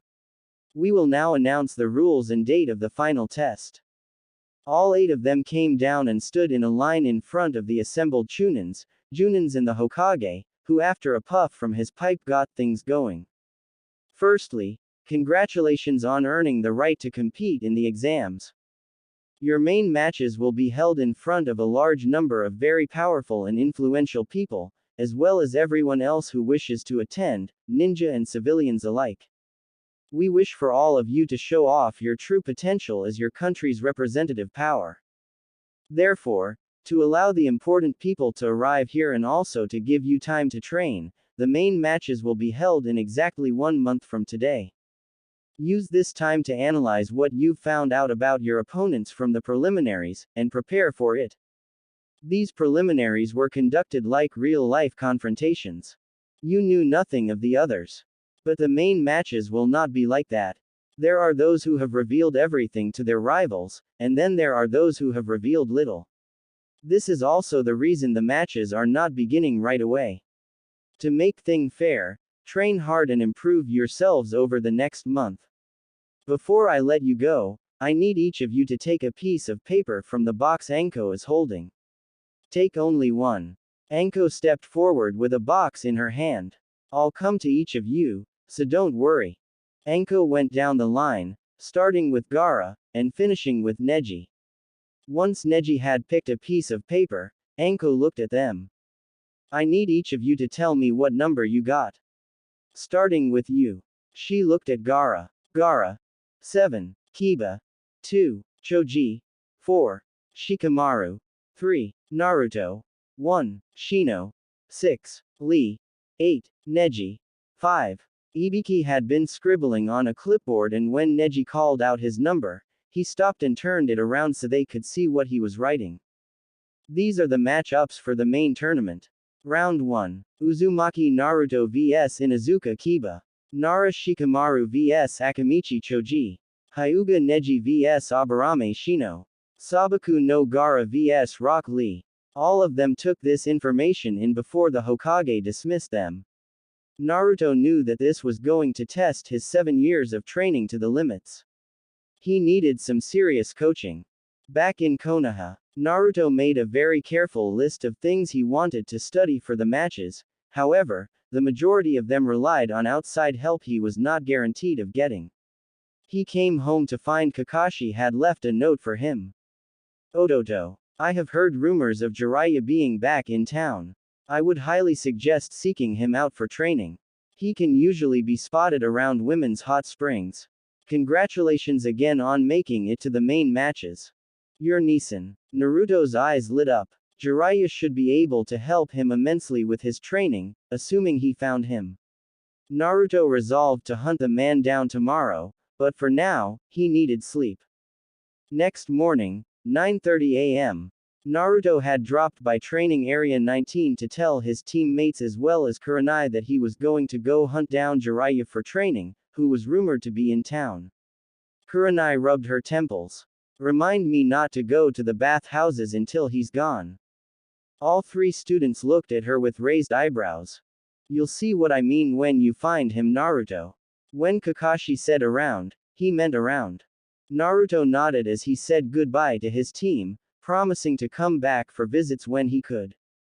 He set off to Konoha's only hot springs, and went to the women's section, but instead of going inside, he took a detour around the outside, soon enough spotting a man peeking into the women's baths, giggling and scribbling notes onto a notepad. Naruto concealed his chakra and then snuck up on Jiraiya, before letting the chakra mask go, shocking the hell out of the Sannin. Jiraiya turned around to see a boy with sun-kissed blonde hair smiling lazily at him. What do you want, Gaki? Supervise my training. Jiraiya processed this for a second before he turned back to his research. Yeah, right, kid. Do you even know who I am? Naruto smiled lazily at Jiraiya. My Otusan-sensei. This made Jiraiya's head whip around so fast that Naruto was amazed it hadn't fallen off. What did you say? I said you were by father-sensei. Jiraiya's eyes narrowed. That's not funny, Gaki. Neither is the fact you disappeared from my life almost 13 years ago. Now that got Jiraiya's attention. His eyes narrowed before realization hit him when Naruto opened his eyes to reveal those sapphire blue orbs Jiraiya had known for so long. Coupled with the sun-kissed blonde hair, there was only one person this could be. Naruto. Naruto smiled again. Yup. Jiraiya wasn't sure about what to do. He'd been told that Naruto had died on the day of his birth, yet here he was, standing in front of him in the flesh, very real. Naruto saw the myriad of emotions wash over Jiraiya's face. Disbelief, confusion, anger, and finally, happiness. Jiraiya smiled at Naruto. Sorry about leaving you. I was told you died on the day of your birth. I took leave of Konoha because I had nothing left there for me. So, how's your life been? Naruto looked thoughtful. The first 4 years were hell. But Kakashi Nisin adopted me after I turned 4, and from them on, life's been pretty good. Jiraiya nodded. Okay. Well, I guess I could teach you a few things. However, not here. Jiraiya put his pen and notebook away, leading Naruto somewhere less populated. Outside Konoha, Jiraiya had led Naruto to a waterfall not too far from the west gate of Konoha. Once they arrived, Jiraiya turned to Naruto. So, tell me what you can do. Naruto nodded. Well, after Kakashi Nisin adopted me, I got training from the 4 Junin specialists. I learned from them for 7 years. I can open 3 celestial gates. My Nin, Gen, Tai, Arm Tai and Fuinjutsu are all extremely accomplished for my age, and I have 3 elemental affinities which are fire, lightning and wind. I graduated from the academy with a perfect record. I have 8 D-class missions, an A-class that was disguised as a C-class and an ongoing S-class. The only thing I have no skill in is bloodline jutsus, but then again, I've never been taught one. Naruto became aware that Jiraiya's jaw was hanging down. Naruto looked at him in a bored fashion. Something wrong. Jiraiya closed his mouth and shook his head. No. I assume since you know about Arashi, you know about Kyuubi. Naruto nodded. Jiraiya though for a moment. How would you like to learn some bloodline jutsus? Naruto's eyes lit up and he nodded. We'll start you off with a relatively simple one. It's not so much a bloodline jutsu, as a jutsu handed down from student to pupil. The Kuchio's no jutsu. Naruto nodded. Which species is the contract with? The frogs. Naruto nodded. He'd heard about one of the other Sannin summoning slugs, so frogs couldn't be too bad. Naruto nodded. Sounds good. Jiraiya bit his thumb and formed the seals before summoning an orange frog that had a necklace on, with multiple swirling tattoos on its body. The frog unrolled its tongue and gave Naruto the summoning scroll. Naruto opened it to see several names in some sort of very traditional Japanese which he couldn't read. Naruto looked 2 spaces back from the one he would use and saw the name of Jiraiya there. The one closest to Naruto's spot had the name of Kazama Arashi. Naruto smiled sadly at this before he bit his thumb, writing his name with his blood before leaving his fingerprints before standing up, looking at Jiraiya. Seals. Boar. Dog. Bird. Monkey. Ram. Remember to bite your thumb before the seals. Naruto nodded. He decided to start off with something small, so he bit his thumb and formed the seals. Kuchio's no jutsu. Naruto slammed his palm onto the ground and when the smoke cleared, there was a small orange frog with some tattoos on it and a navy blue GI. The frog looked up at him. Hey, who are you? Never seen you before. Naruto smiled at the frog. Name's Uzumaki Naruto. Gamakichi. If you want to play, give me a snack. Naruto smiled as he pulled out a scroll and pulled a packet of chips out of one of the seals, opening it and handing it to the frog. The frog looked up at Naruto. When I said a snack, you didn't have to give me a packet of them. Still, you seem like a nice guy. Catch you round, Naruto. Gamakichi took the chips and poof it out of existence. Naruto decided to try something bigger, so he bit his thumb and started forming the seals. With the amount of chakra Naruto was channeling, Jiraiya warily stepped back. Naruto slammed his palm onto the ground. Kuchio's no jutsu. The entire area was covered in smoke and Naruto found himself on top of one very big frog. The frog had a scar running over its left eyelid. He had a navy blue GI with a sword strapped to his side. Naruto looked at the frog, and the frog looked at him. What are you doing on my head, Yaki? Where's Jiraiya? Naruto looked lazily at him. I'm on your head because I summoned you. As for Jiraiya, he's down there somewhere. Gamabunta narrowed his eyes at Naruto before he burst out laughing. You summon me, the great Gamabunta-sama. Dream on, Yaki. Naruto smiled lazily at him. He knew how to deal with arrogant people like this. You're pretty stupid for a summon boss. The frog's eyes narrowed again at Naruto. Nanjato, do you have any idea who you're talking to, Gaki? Yup. Someone who is unable to accept the fact that I summoned you. If you don't believe me, how about we make a bet to prove it? The frog smiled. A bet? What are the conditions? You have to do your best to throw me off your head by sunset. If you do, I'll accept your judgment on whether I summoned you or not. And if you win, you will allow me to summon you when I need to and you will listen to my orders. That's stupid. Afraid you'll lose. After having his credibility doubted like that, he decided to prove just how weak this kid was. Fine. Don't blame me when you die, Yaki. Gamabunta proceeded to try and get Naruto off his head in every way he could. He shook his head from side to side, jumping up and down, going underwater, resurfacing and taking a leap before resubmerging. This lasted for hours until the sun finally set. Naruto looked down at Gamabunta, trying just managed to hide his exhaustion. I win, Gamabunta. Gamabunta had to admit, this kid was good. He wasn't your average kid. He looked up at him.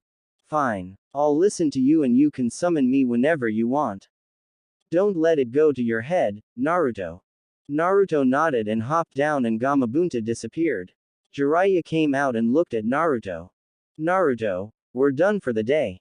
Come back here same time tomorrow. Sure thing. Naruto walked off as Jiraiya went back to his research. Next morning, 10 a.m. Naruto had come back to the waterfall and spotted Jiraiya giggling as he peeked through some bushes. Naruto looked at him. I know you're a super pervert, but why do you peek whenever you get the opportunity? Jiraiya turned around. It gives me inspiration for my stories. Naruto didn't like this. Not one bit. Stories. You wouldn't happen to be the author of. Naruto's question was answered when Jiraiya removed an all too familiar orange book from his clothes. Naruto's sweat dropped. I knew it. Jiraiya perked up at the Naruto's reaction. Oh, you've heard of this book? Naruto shook his head. Heard isn't the right word. My Nisan is always reading those damn things. Jiraiya let out a restrained perverted giggle at the reaction. Seems I'm getting pretty famous. Naruto watched as Jiraiya put the book away and put on his business face. Naruto, today I'm going to teach you a jutsu that was invented by the Yondaime. The Rasengan. Naruto's eyebrows raised at this. Naruto had heard tales from Kakashi about the Rasengan. Jiraiya pulled out a water balloon from one of two large shopping bags that he had with him and filled it with water before holding it out in front of him. Okay, the first stage. Basically, you have to try and pop this balloon using only chakra. It combines the principle of the tree climbing exercise, which I'm sure you've done, with the principle of the water walking exercise. Watch. The balloon started stretching out at odd angles, as if something was struggling to get out. Finally, the balloon popped water going everywhere. Naruto looked on, trying to analyze what had just happened. To further explain it, like with the tree climbing exercise, you must maintain a constant amount of chakra by focusing your mind and keeping that concentration. With the water walking exercise, you were taught to release a fixed amount of chakra continuously. So, to do the first step of the Rasengan training, you have to combine those two exercises by creating a continuous flow, and once you have released it, control it. Anyways, I'll leave you to figure out how to apply it. Good luck, Naruto. Jiraiya had given Naruto another filled water balloon and turned around when he heard the balloon pop. He stopped and slowly turned around to see that the balloon had indeed popped. Naruto smiled lazily. How long did Arashi take to make this jutsu again? Jiraiya didn't believe it. Naruto had just popped the balloon first try. Naruto looked at Jiraiya. The theory behind it is easy. I have very good chakra control. Adding several directions of chakra spin to the balloon isn't hard. Jiraiya nodded slowly as he pulled out a pair of rubber balls from the other bag. Jiraiya passed one to Naruto. For stage 2, you have to use 100% of your power to pop the rubber ball. Jiraiya demonstrated this as the rubber ball mutated hideously before exploding. Naruto raised an eyebrow.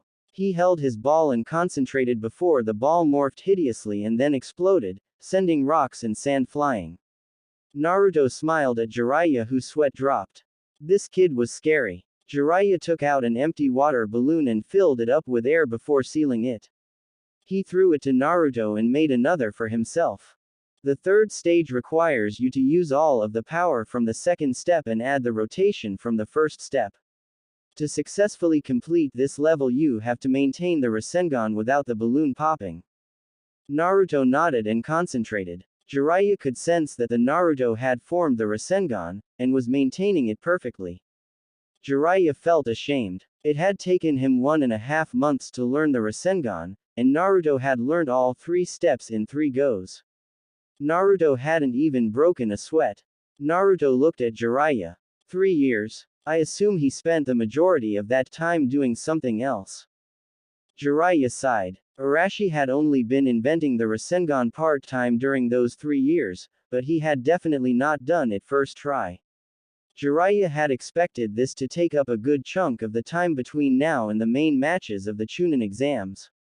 Arashi, you created a genius, didn't you? Jiraiya was fast running out of options. He decided to teach Naruto Swamp of the Underworld. Naruto, how do you think you can handle a Doden Jutsu I invented?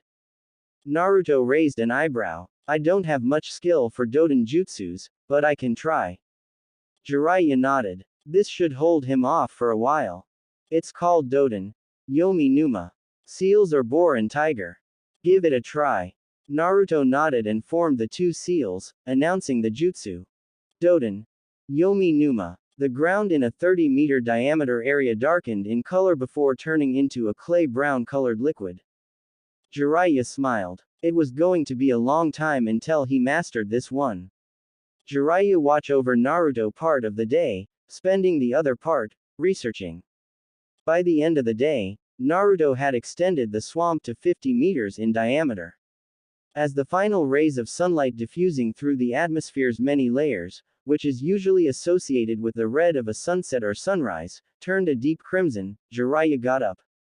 Naruto, I'm going to get some rest. You coming? Naruto looked up, sweating and panting. I'll stay at this for several more hours. Same time. Jiraiya nodded. Don't push yourself too hard. Naruto smiled lazily at Jiraiya. If I don't push myself to my limits, I can never improve. I'll see you tomorrow.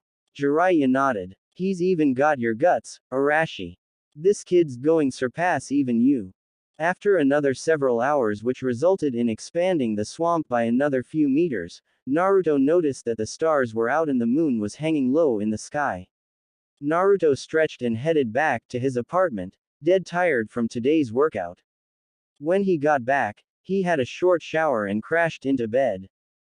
A week later. By the end of the following week, Naruto had increased the diameter of the swamp to several hundred meters and to a depth of about 100 meters. Jiraiya admitted Naruto had satisfactory mastery over the jutsu and started to teach him the basics of Yondaimi's modified Shushin no Jutsu.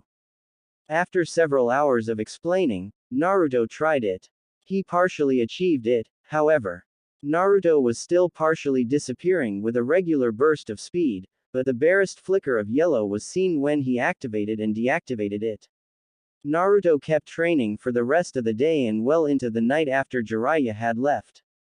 By the end of the week, Naruto could do it to Jiraiya's satisfaction. Jiraiya had one jutsu that would help Naruto immensely.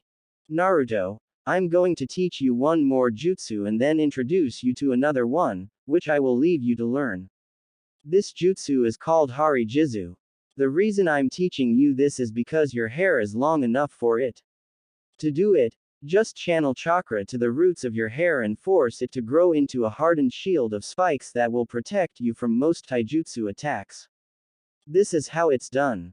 Jiraiya formed a half-ram seal and his hair exploded out in all directions, covering him in a way a hedgehog or echidna would if they rolled up into a ball. Naruto tried it and his hair slowly grew at first until he pumped more chakra into and his hair encased him in a shield much like Jiraiya's except blonde instead of white. Naruto let the jutsu go and looked at Jiraiya who smiled at him. You're something else, Naruto. I don't have the implements here to teach you the final jutsu. Meet here tomorrow one last time and I'll give you something that enabled your dad to do the Hiraishin. Naruto nodded and smiled. Catch you round. Jiraiya nodded and went back to his research, leaving Naruto with a free day. He decided to go and meet up with his team. Training Ground 19. Kurenai was teaching both Choji and Shikamaru some theory behind some genjutsu or another when Naruto walked up to them.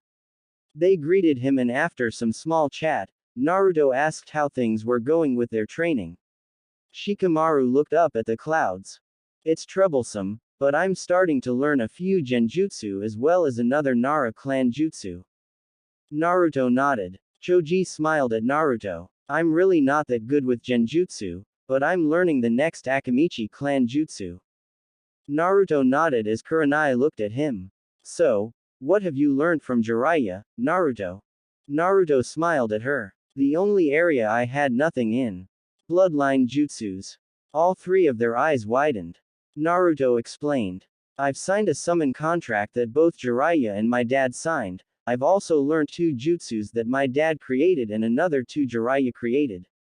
Tomorrow, I'm to learn a jutsu that earned my dad. His name is the Yellow Flash of Konoha. At the last part, their eyes widened considerably. Hiraishin. Naruto nodded. I won't have it ready in time for the exam though. Shikamaru sighed. Mendokusei. Despite the fact that in the upcoming exam we're opponents, I still think you're friends before that. I need to speak to Nisan though, so I'll catch you round. They waved goodbye to Naruto as he left the training field and headed to his apartment. Naruto's apartment. Naruto got home to see Kakashi taking a snooze in the chair. When Kakashi heard the door open, he looked up. Hey Naruto. You're back early. Naruto shrugged. Jiraiya's not going to teach me anything until tomorrow. Kakashi nodded. So, want some help? Naruto nodded. Is it possible for a person to sign more than one summoning contract? Kakashi raised an eyebrow. There's no strict rule against it, however, it's not common practice. I take it you signed the contract with the Toads? Naruto nodded. Well, I have no qualms about letting you sign the canine contract, however, it's up to them to accept you. Naruto nodded as Kakashi led Naruto outside to the enclosed garden of the apartments, which was really nothing more than a square patch of lawn. Kakashi bit his thumb and formed the seals. Kuchio's no jutsu. The smoke cleared and a fairly large dog was there. He wore a navy blue gi and wore sunglasses as well as a Konoha Hitai 8. The dog dropped the scroll and Kakashi opened it. Naruto didn't recognize any other names apart from Kakashi. Naruto bit his thumb and signed his name next to Kakashi's, ending in his fingerprints. Naruto realized his problem. If he summoned the boss of the canines here, he'd destroy several of the apartment complexes. So he looked to Kakashi who smiled. Go summon him where there's a bit more space. Naruto nodded and walked off to a training ground that was usually empty. Today was no different, so he went into the center and bit his thumb, molded a massive amount of chakra and slammed his palm onto the ground. Kuchio's no jutsu. After the smoke cleared, Naruto was looking into the eyes of a rather large wolf with gray fur that had a hint of blue in it. The wolf looked at him. Who are you? You better have a good explanation as to why you're on my head, Yaki. Naruto smiled in his lazy fashion. I summoned you. The wolf narrowed its eyes. It grinned before letting loose a barking laugher. You summoned me. Do you expect me to believe that? Naruto's sweat dropped. We're all summon bosses like this. He decided to show this. Boss, just who he was dealing with. I'll prove I summoned you. Naruto jumped off the wolf's head and bit his thumb, forming the seals. Kuchio's no jutsu. A huge cloud of smoke wrapped around the new figure, before revealing Gamabunta. The two summoned bosses stared at each other.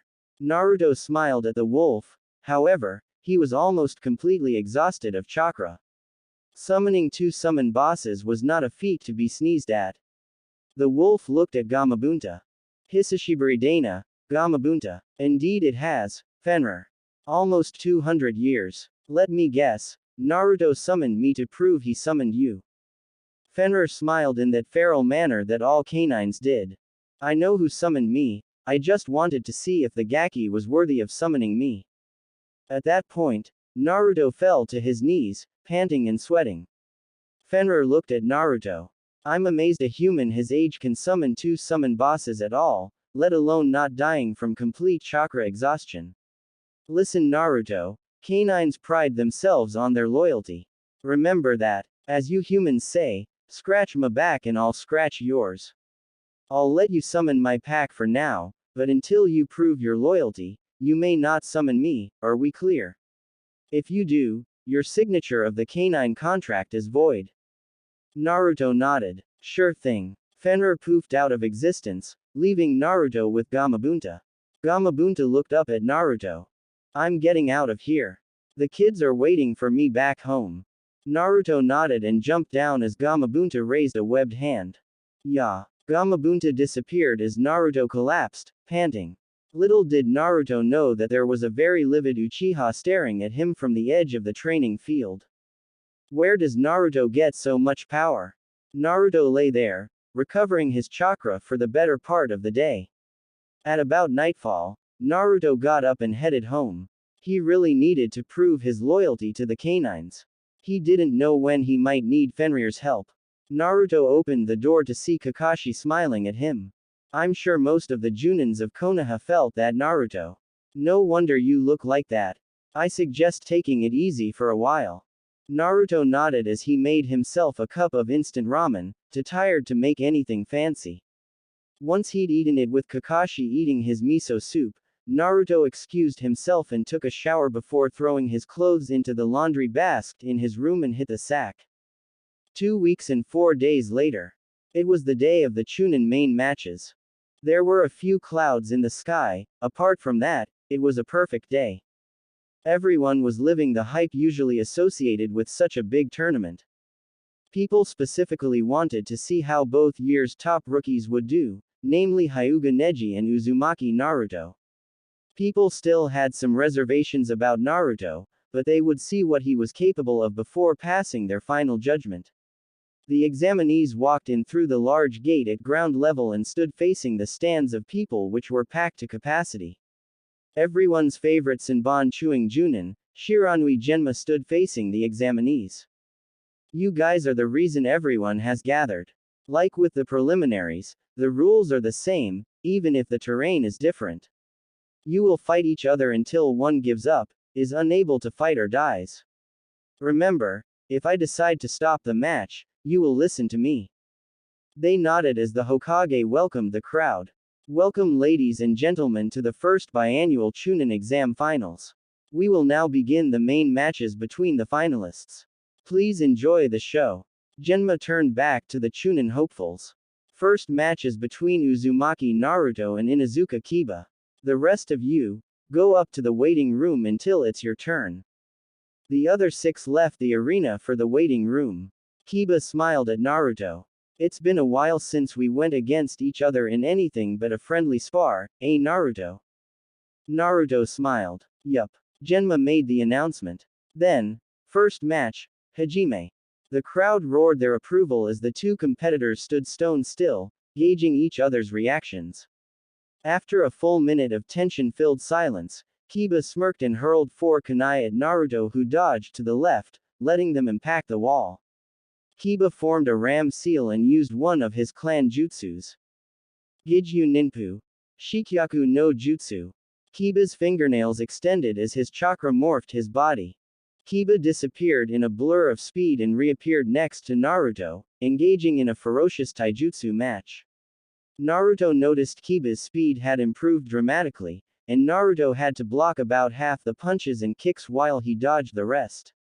The crowd was captivated as Naruto danced through the air avoiding Kiba's blows and blocking the ones he couldn't. Kiba knew that by himself, he wasn't going to get anywhere with this, so he disappeared and reappeared next to Akamaru. Akamaru. The dog barked and jumped onto Kiba's back before transforming into a clone of Kiba. Jujin Bunshin. Both of them charged in, reappearing in front of and behind Naruto. Naruto saw his predicament. Blocking one Kiba's blows was hard enough. Two would be impossible. Before either of them could land a punch, Naruto formed a single hand seal. Kage Bunshin no Jutsu. A lot of the crowd's eyes widened as a perfect copy of Naruto appeared beside him and took on Akamaru while the real Naruto took on Kiba. Naruto was trying to slowly separate the pair, as together they were a force to be reckoned with. The four fighters on the field continued to exchange blows until Akamaru got lucky and punched the clone in the stomach through a hole in the clone's defenses, dispelling it. Akamaru went back to help his master with the real Naruto. Naruto saw his predicament, and just as they were about to land a blow on him, he turned into a flash of yellow light and just vanished. Both Kiba and Akamaru stumbled before gaining their footing to see Naruto reappear with the same yellow flash at the other end of the field. Everyone just stared. Murmurs of "Haraishanen, yellow flash" could be heard throughout the audience. Kiba looked at Naruto with wide eyes. Wah! What was that? Naruto smiled at Kiba. A modified version of the Shushin no Jutsu unique to Konoha. Kiba tried to regain his senses as both he and Akamaru took out 8 shuriken each. He hurled them at Naruto to prepare for the next attack. Every time I see you, you just get faster, Naruto. Akamaru. Let's go. Gatsuuga. Naruto dodged the shuriken as both Kiba and Akamaru turned into gray cyclones as they crisscrossed the field, ripping up the ground as they tried to confuse Naruto where they would attack from. After a few seconds, they broke off and tried to hit Naruto from 2 different directions. Naruto jumped out of the way only to see both of them come at him again while he was still in mid-air, unable to block. I see a weak spot. Both cyclones slammed into Naruto and then broke out as Naruto fell to the ground, not moving. Gotcha. Naruto poofed into a log that had one of the larger varieties of explosive notes attached to it, and Kiba's eyes widened as the note fizzled down to its last part and exploded, sending Kiba and Akamaru flying back into the stadium wall. The impact dispelled Akamaru's henge and they both looked at Naruto, who had reappeared in the middle of the stadium. Kiba grit his teeth from the pain when he decided to use his last resort. Akamaru, we're going to use it. Let's go. Akamaru got up and Kiba charged at Naruto and grabbed onto his arm before Naruto had the chance to move. Now, Akamaru. Akamaru jumped into the air and span, urinating all over the area as Naruto narrowed his eyes. Dogs urinated on things to mark them. Naruto used another kawarimi to replace himself with a log, but still got hit with a small amount of the urine. Dynamic marking. Seiko. Now Akamaru. Jinju Kanbi Henge. Sotaro. Both Akamaru and Kiba were surrounded by a cloud of smoke which cleared to reveal a massive white wolf with 2 heads. The wolf had crimson eyes and was salivating like mad. Both heads looked at Naruto and let the hint of a smile touch their lips. Naruto smiled as he did the 2-hand seals for a jutsu. We won't let you. Naruto slammed his palms onto the ground as the white wolf ran at Naruto. Doden. Yomi Noma. The ground of the entire stadium turned into a sea of ochre red liquid which was like glue. It stopped the double-headed wolf in its tracks as it began sinking. Gah! What is this? Naruto stood up. It's a Doden jutsu. This swamp is about 100 meters deep. The more you struggle, the faster you sink. The wolf smiled. Like quicksand. Huh, but did you count on this? Garoga. The wolf began spinning and sending the red liquid everywhere as it turned into a white and blue tornado. Naruto narrowed his eyes, realizing there was only one option left. He muttered, Kai, returning the ground to its original state and bit his thumb and formed the seals. Kuchio's no jutsu. The smoke cleared to reveal a mainly gray frog with an orange back slightly larger than the wolf that wore a green gi and had a very long katana strapped to its back. The frog saw the danger as it pulled the blade off its back and met the attack. The tornado kept going, pushing the frog towards the wall. The wolf jumped back and prepared for another go. If the frog hit the wall, it was over, so Naruto looked at the frog when an idea struck him.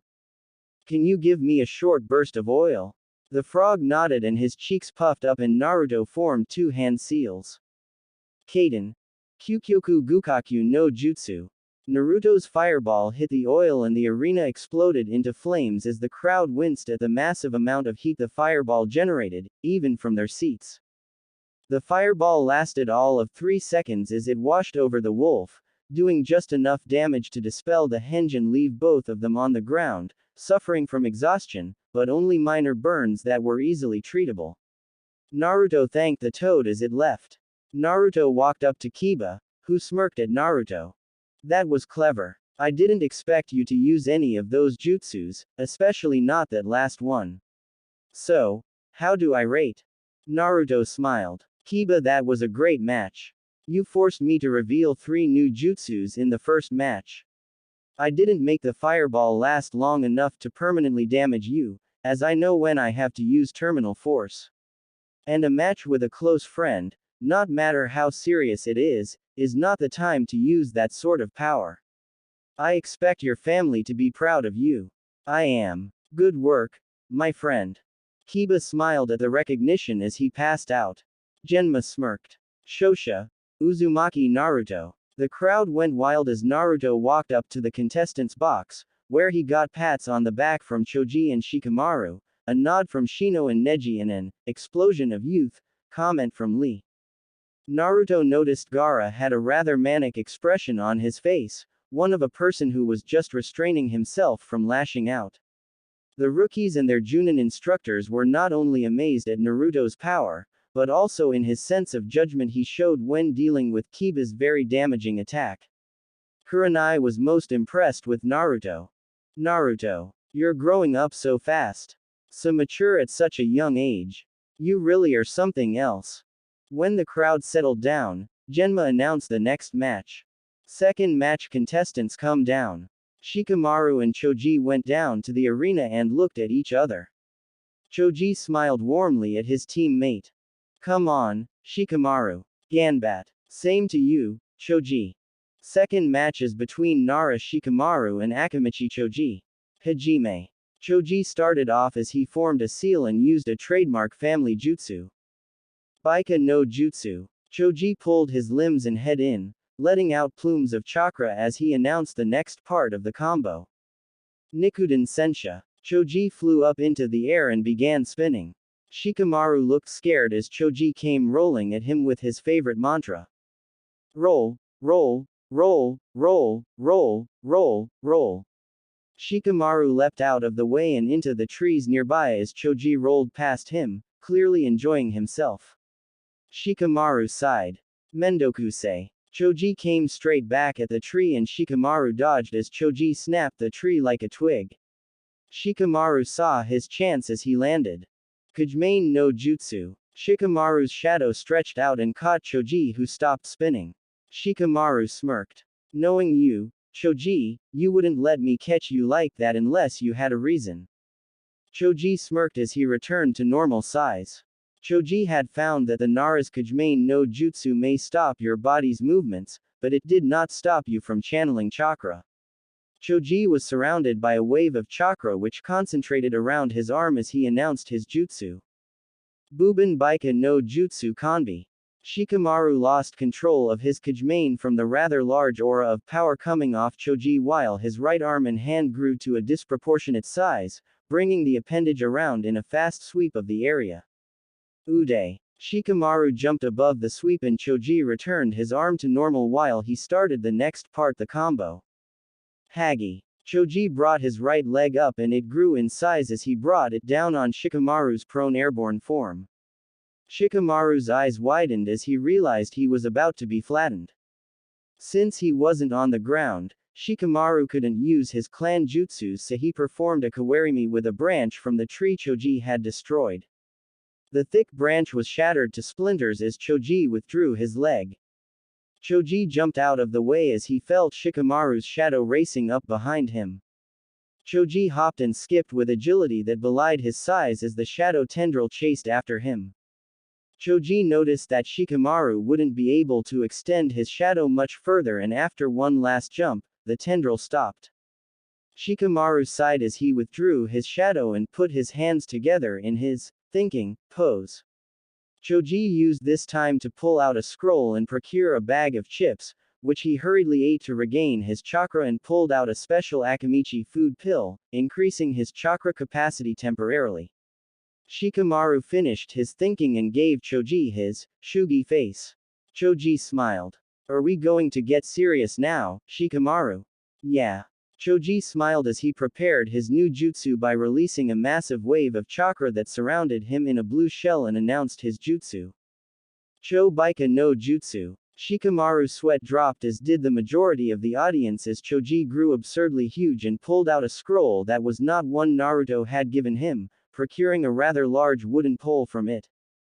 Choji flipped the scroll back up and put it away before he proceeded to use the pole to slam it onto the ground when Shikamaru was. Shikamaru had not expected this and he hurried to amend his plans. Shikamaru continued dodging Choji's attacks before he had an idea. Shikamaru dodged the latest attack and jumped onto the pole before using chakra to make sure he stuck to it. Choji's eyes widened in surprise as he tried to shake Shikamaru off it, which he almost succeeded in doing as Shikamaru slapped a number of explosive notes to it and jumped clear as Choji brought the weapon around for a final swing. During this time, Choji was aware that Shikamaru had placed something on his ankles and looked down to see several explosive notes and stopped the pole above his head. Shikamaru chuckled. My clan jutsus are useless against you in this state. However, in exchange for size and power, you sacrifice a great deal of agility. While you brought it around for the final swing, it gave me several seconds to attach explosive notes to your ankles. You would have killed me and I would have killed you. Good match, Choji. Choji smiled as he returned to regular size and Shikamaru diffused the notes. Genma smiled. This match has ended in a tie. No one progressed to round 2 from this match. The group cheered and applauded the pair as they left the battlefield. Up in the stands, Kakashi turned to Kurenai. All your students are progressing rapidly. It's not surprising they made it this far. Kurenai nodded in acknowledgement as they exchanged a few more words before Genma announced the next match. Next match's contestants, get down here. Both Shino and Neji came down and faced off. Both of them calm, cool and collected. Shino with his hands in his pockets while Neji had his hands at his sides. This was one of the two fights the majority of people had come to see. Genma looked at each of them, seeing they were ready, he started the match. Third match is between Hyuga Neji and Aburame Shino. Hajime. Both of them remained still. Everyone in the crowd held their breath before Neji smirked. Naruto has a lot of confidence in your abilities, from what he has told me of you. I wish to see why. Shino didn't move a muscle as he spoke. Naruto also speaks quite highly of you. Neji smiled as he got into his Juken stance, but Shino did not get into any stance. Neji activated his Byakugan and charged Shino, leaving afterimages behind him. Shino raised hands to let his bugs free, but he could not do so in time as Neji struck his heart with his extended hand. Shino collapsed to the floor and burst into bugs, making Neji jump back. Neji saw Shino behind him sending a wave of bugs at him. Neji knew from his research that these bugs ate a person's chakra, so he decided to test the theory in the most extreme circumstances.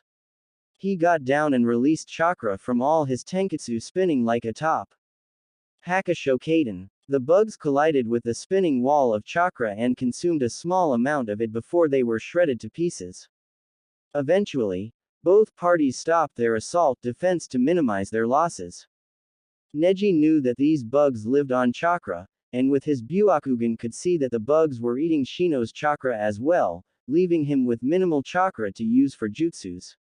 Neji saw a weakness in the Aburame method.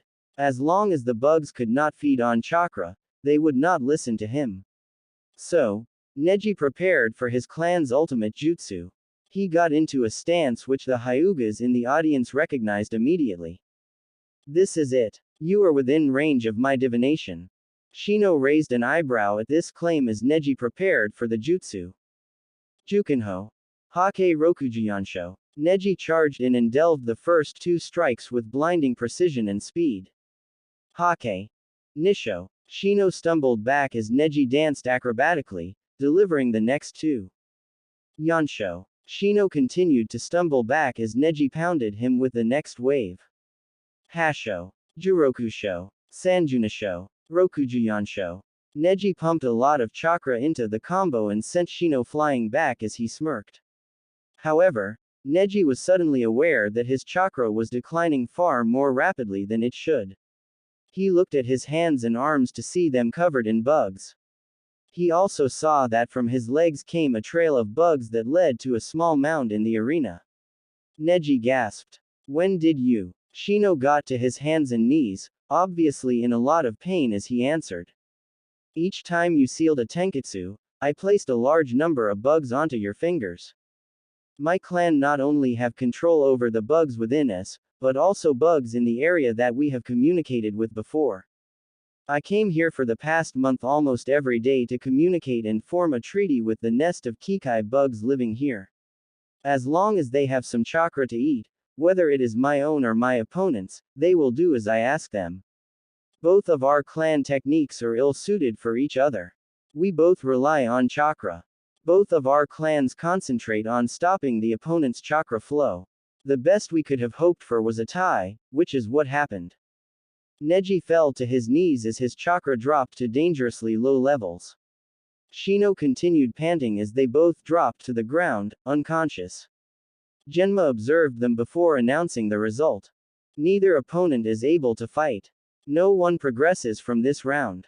Despite the result, the audience was content. Genma called the last contestants of the first round forward. Gaara used Suna Shushin to get to the arena while Rock Lee jumped over the railing. Rock Lee got into his Guken style while Gaara stood motionless. Genma started it off. Fourth and final match of round 1 between Rock Lee and Sabaku no Gaara. Hajime. Lee's eyes widened as he caught the cork of Gaara's gourd which Gaara had flung projected at him very discreetly. Please don't be too hasty. Lee crushed the cork and dropped it to the ground as he charged forward and launched into a taijutsu assault. Gaara's sand rose to protect him and Gaara never moved. After several more kicks and punches, Lee leapt into the air and launched several shuriken at Gaara, whose sand caught it and turned into a Suna Bunshin. The Suna Bunshin threw them back at Lee and Lee threw 2 more to cancel the attacks out. Lee ran in and tried several more attacks before he confirmed his suspicions. He would not be able to land a hit at this speed. Lee looked up into the crowd and saw Guy, who nodded. Lee smiled and jumped backwards before reaching into his orange leg warmers and pulled out weights. Naruto smiled. The looks on everyone's faces would be priceless. Lee held the weights up, displaying each weight had the kanji for guts on it. Yosh. I can move much easier now. Lee dropped the weights and the section of the arena around Lee was surrounded in a cloud of smoke as the weights hit the ground. Naruto saw everyone's expression and laughed. He only wished he had his camera here with him. Naruto stopped his laughter and mentally groaned when he heard Guy shout out to his student. Ike. Lee. OSSU. Lee charged at Gaara with blinding speed that shocked everyone. Lee punched at Gaara's Suna no Tate, breaking through it and disappearing, leaving a whistling noise in the air from the speed he was moving. He proceeded to smash the sand shield in places, leaving Gaara wide-eyed and looking frantically for Lee. Finally, Lee aimed a straight punch and smashed Gaara in the face, sending him sprawling. When he got back up, Guy could be heard with another one of his cheesy lines with matching genjutsu that even Kurenai couldn't make sense of, making everyone in the general vicinity rather afraid of the man. Sayshouha. Bakuhatsu da. OSSU. Lee's eyes caught fire as he charged in again and proceeded to land several more hits on Gaara before Lee noticed that his attacks were having little effect, possibly because of the fact that Gaara had sand covering his face. Gaara's face twisted into a grin that can only be associated with serial killers and madmen. The sand replaced itself and Gaara looked at Lee. Come. Lee knew his only option left to get rid of that sand was to apply high damage from above the sand, so he undid the medical tape around his hands and prepared for his move. Prepare yourself. Lee charged in and created a ring of dirt around Gaara from running as fast as he was. Gaara was wary. Hurry up and come. As you wish. Lee broke out of the ring and gave Gaara a savage kick to the chin, but Gaara would not float. I'm not done yet. Lee pushed himself off the ground with his hands and proceeded to give Gaara a sickening combo of kicks that resounded throughout the stadium. The sand tried futilely to catch up to its master as Lee continued high into the sky. After the last one, Lee froze from the pain and shut his eyes before regaining his resolve, wrapping the bandage around Gaara, grabbing hold of him and began spinning until they were a blur. Take this. Omit Renge. The pair crashed into the ground, making it shatter under the impact, kicking up a huge cloud of dust and throwing rocks everywhere. Lee landed beside the crater, breathing heavily. That should have hurt. Lee noticed that part of Gaara's face crack and fall in, revealing nothing but an empty shell of sand. The whole body lost its color and disintegrated, much to everyone's chagrin. Nani. Lee turned around to see Gaara rise from the ground and smirk at him, laughing manically. Gaara formed a ram seal and smirked as the sand shot upwards before slamming into Lee, making him scream out in pain. Naruto knew that after opening the first gate like that, Lee was in no position to dodge from the pain it inflicted to his body. Naruto was forced to watch Gaara for the next 15 minutes toy with Lee before Lee looked up into the crowd and let a tear shed from his eye. Naruto could tell without looking that Guy was smiling at him. If this was any indication, this was bad. Very bad. Lee regained his speed, much to everyone's amazement. Lee stared at Gaara. Guy-sensei is smiling for me. That alone is enough to make me stronger. Far stronger. Naruto's eyes bulged. He was going to use his most powerful move. In what to others was extremely uncharacteristic, Naruto yelled out to Lee. Lee. Don't you dare use that move. You'll die. Everyone stared at Naruto. Those close to him felt the waves of fear rolling off him and knew what he was saying was true. I'm sorry, Naruto-kun, but I have to. The condition to use it has been met. Lee focused himself and was surrounded by a column of chakra-infused wind. Gaara was unfazed. I don't know what you're doing, but this is the end for you. True. Either way, this move will decide everything. Gaara straightened and his hair began to rustle from the amount of wind Lee's chakra was displacing. Naruto-kun, I cannot be the only one who loses here. Guy-sensei, please acknowledge this. Now is the time. The rocks on the ground began lifting into the air and breaking as Lee concentrated further. Naruto saw that Lee's body was undergoing the transformation of the second gate, the energy gate. His body was turning red. Chakra began surging off Lee uncontrollably as he revealed himself in all his glory. Papyrus white eyes, hair standing on end and red skin. To abide by, and protect my way of the ninja. The third gate, the life gate. Kai. Lee began growling as his body was covered by a green aura and the chakra wind surrounded him turned blood red, while regular blue chakra surrounded him in a double helix shape. Lee squatted as he opened the next gate. Now, for the fourth gate, the wound gate.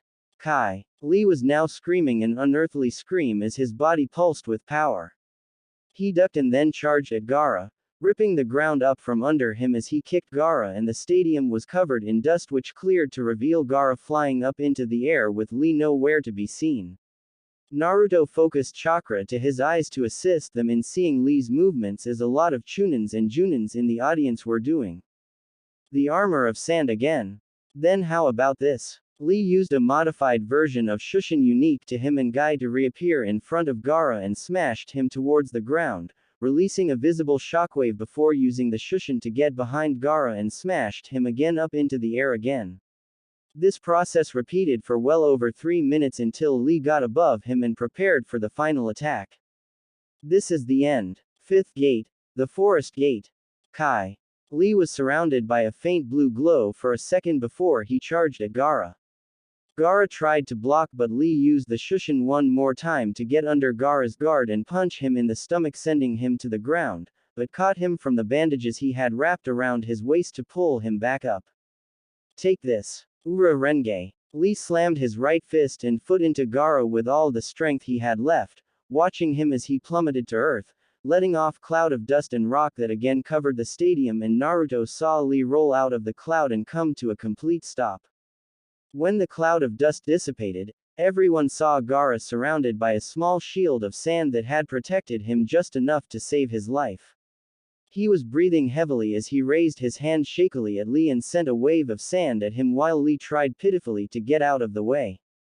He couldn't even get out of the way with his muscles ripped and the sand closed in on Lee when it exploded outwards. When it cleared, everyone saw Naruto there, glaring at Gaara. Gaara looked at him.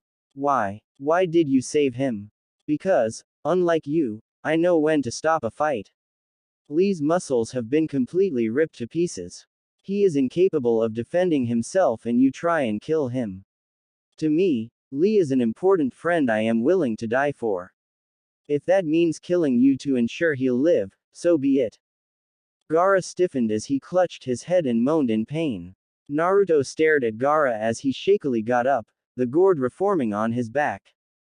Gaara started walking off as Genma announced the winner. Shosha. Everyone gasped as Naruto turned around to see Lee standing, his knees shaking, standing in his Guken style. Naruto ran to Lee. Lee, Yumera, you've done enough. Naruto gasped as his eyes began water before he saw what had really happened. Lee, you're still trying even after you've lost consciousness. I don't believe it. Lee, you're stronger than I could ever be. Shosha.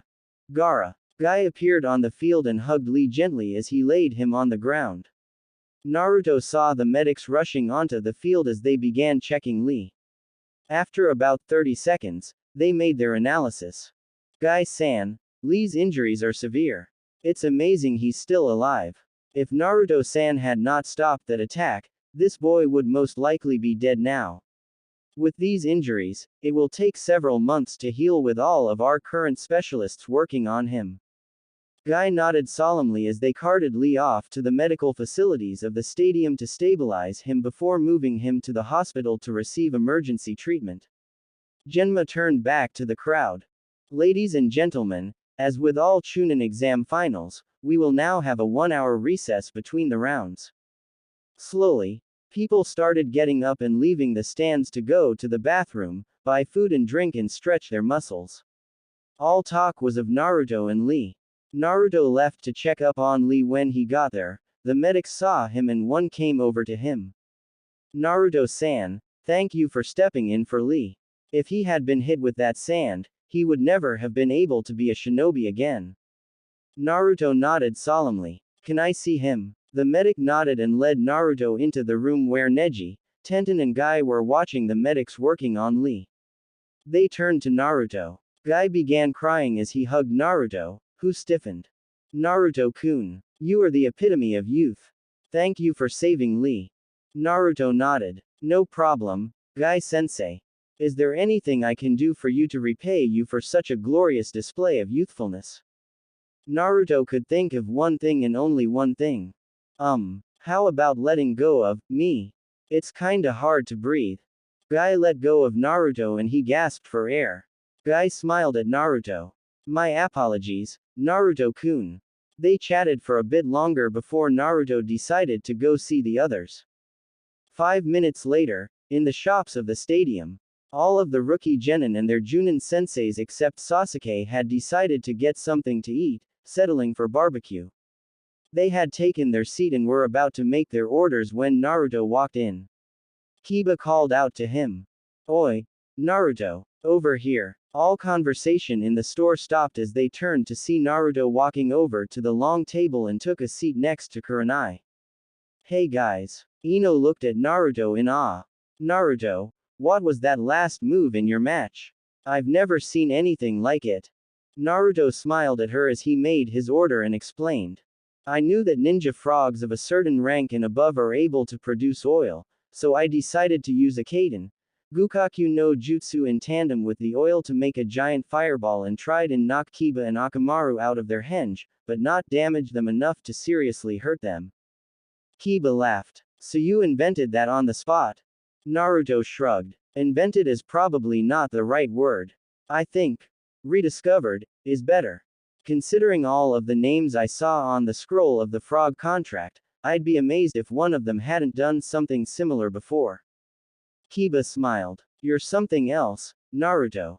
I'm not surprised I lost. Don't put yourself down, Kiba. As I said, the fact that you forced me reveal 3 of the 5 jutsus I learnt during the last month says you're good. If I hadn't learnt those jutsus, I wouldn't be surprised if I had lost. When you use the Garoga, you seem to be spinning faster than your regular Gatsuga. Is that why you marked me with Akamaru?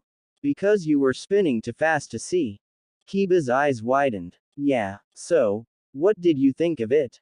Naruto smiled. To tell you the truth, I was scared witless when I saw you spinning at me. If you had hit me, no matter how good I was, I would have been dead. It must take a great deal of chakra to maintain that form and maintain the spin. As a last resort, I'd say it's like Lee's Urarenge. Uses up a massive amount of chakra and after it, you won't be able to fight. Use it wisely, Kiba. Kiba nodded at the breakdown of the jutsu and Naruto's advice, taking it to heart. At the mention of Lee, Shikamaru's eyes narrowed. How is he? Naruto turned serious. The doctors say if I hadn't jumped down there, he'd be dead now. Lee's muscles have been completely torn to shreds and his bones have suffered minute fractures. With all of the nurses and doctors helping him, he should recover in about 3 or 4 months. That's why I didn't want him to use that jutsu. When Guy was teaching it to Lee and explained the effects, he offered to teach it to me, but I declined. I wouldn't be willing to go that far to defeat an enemy. After seeing how Gaara survived it, I'm glad I didn't. A player who obtains a Pyrrhic victory cannot move their piece forward. Lee unfortunately never realized that until now. Luckily, he'll get the chance to learn from that lesson. Shikamaru nodded. The meat for their orders arrived and was placed in front of them as they took several pieces of meat and placed them on the multiple cooking racks that covered a barbecue that was attached to the underside of the table. After their meat had cooked, they picked it up and ate it, placing more meat on the cooker as they continued chatting. After about 35 minutes, a message played over the loudspeaker. The next round matches will begin in 10 minutes. Will all competitors please report back to the waiting box? Thank you. Naruto polished off the last piece of meat and sighed in contentment. Most of them were staring at the speed with which Naruto ate. He never even lowered his mask for long enough for them to see his face. He noticed them staring at him and smiled. I learned from the best. Nissan can polish off a large bowl of ramen in less than 3 seconds. Pieces of meat like this are no problem for me. Everyone's sweat dropped as Naruto smiled. One day, I'll show you guys my face. Not yet though. They nodded as they paid for their own meals and left. Naruto separated from the rest of them and headed towards the members' entrance, his friends wishing him luck. Once he got there, he saw Gaara was already there. There was only one match left. Uzumaki Naruto vs Sabaku no Gaara. Naruto, Gaara, you two are up. They both went down to the arena and stood facing each other. Finals, Uzumaki Naruto vs Sabaku no Gaara. Hajime. Genma jumped back as Naruto glared at Gaara. That was a cowardly thing you did before. Didn't you feel any remorse whatsoever? No. The reason for my existence is to kill everyone in the world besides me. While there are people in the world to let me feel that, the world is wonderful. Naruto sighed. This guy was one nutcase. That love symbol on your forehead is rather ironic, isn't? What exactly do you love, apart from killing people? I love only myself and fight only for myself. That is what makes me so powerful. That kind of loneliness is what makes you strong. Naruto smiled lazily at him. You're not the type of guy to see the truth unless I beat it into you. Try me, Uzumaki Naruto. With pleasure. Naruto used his modified version of Shushin to slug Gaara in the face, sending him flying into the wall of the stadium. Gaara, I know that I will have to show you jutsus that I have never shown people before. You are indeed strong, but not because of loneliness. You are strong because of what you are. Gaara's eyes widened. Naruto was going to call him a monster. You are strong because you are the container for a greater demon. It took a while to figure out that demonic chakra was, and I finally identified it if your fight against Lee. You're the container for the Aikibi no Shukaku. It's a sad fate, one that the containers get no say in. However, if you truly want to become strong, use the demon's destructive powers to defend your friends. That way, it shows you have more willpower than the demon you contain instead of murdering everyone left, right, and center. Shut up. Gaara was clutching his head and screaming in agony as the Suna no Yoroi started cracking, and Gaara shook his head from side to side until his gourd started cracking and formed some sort of veiny appendage that grew over his right hand and right side of his face. You are my prey. Gaara extended his modified hand and tried to crush Naruto, who jumped out of the way. Gaara proceeded to wreak havoc as he laughed manically.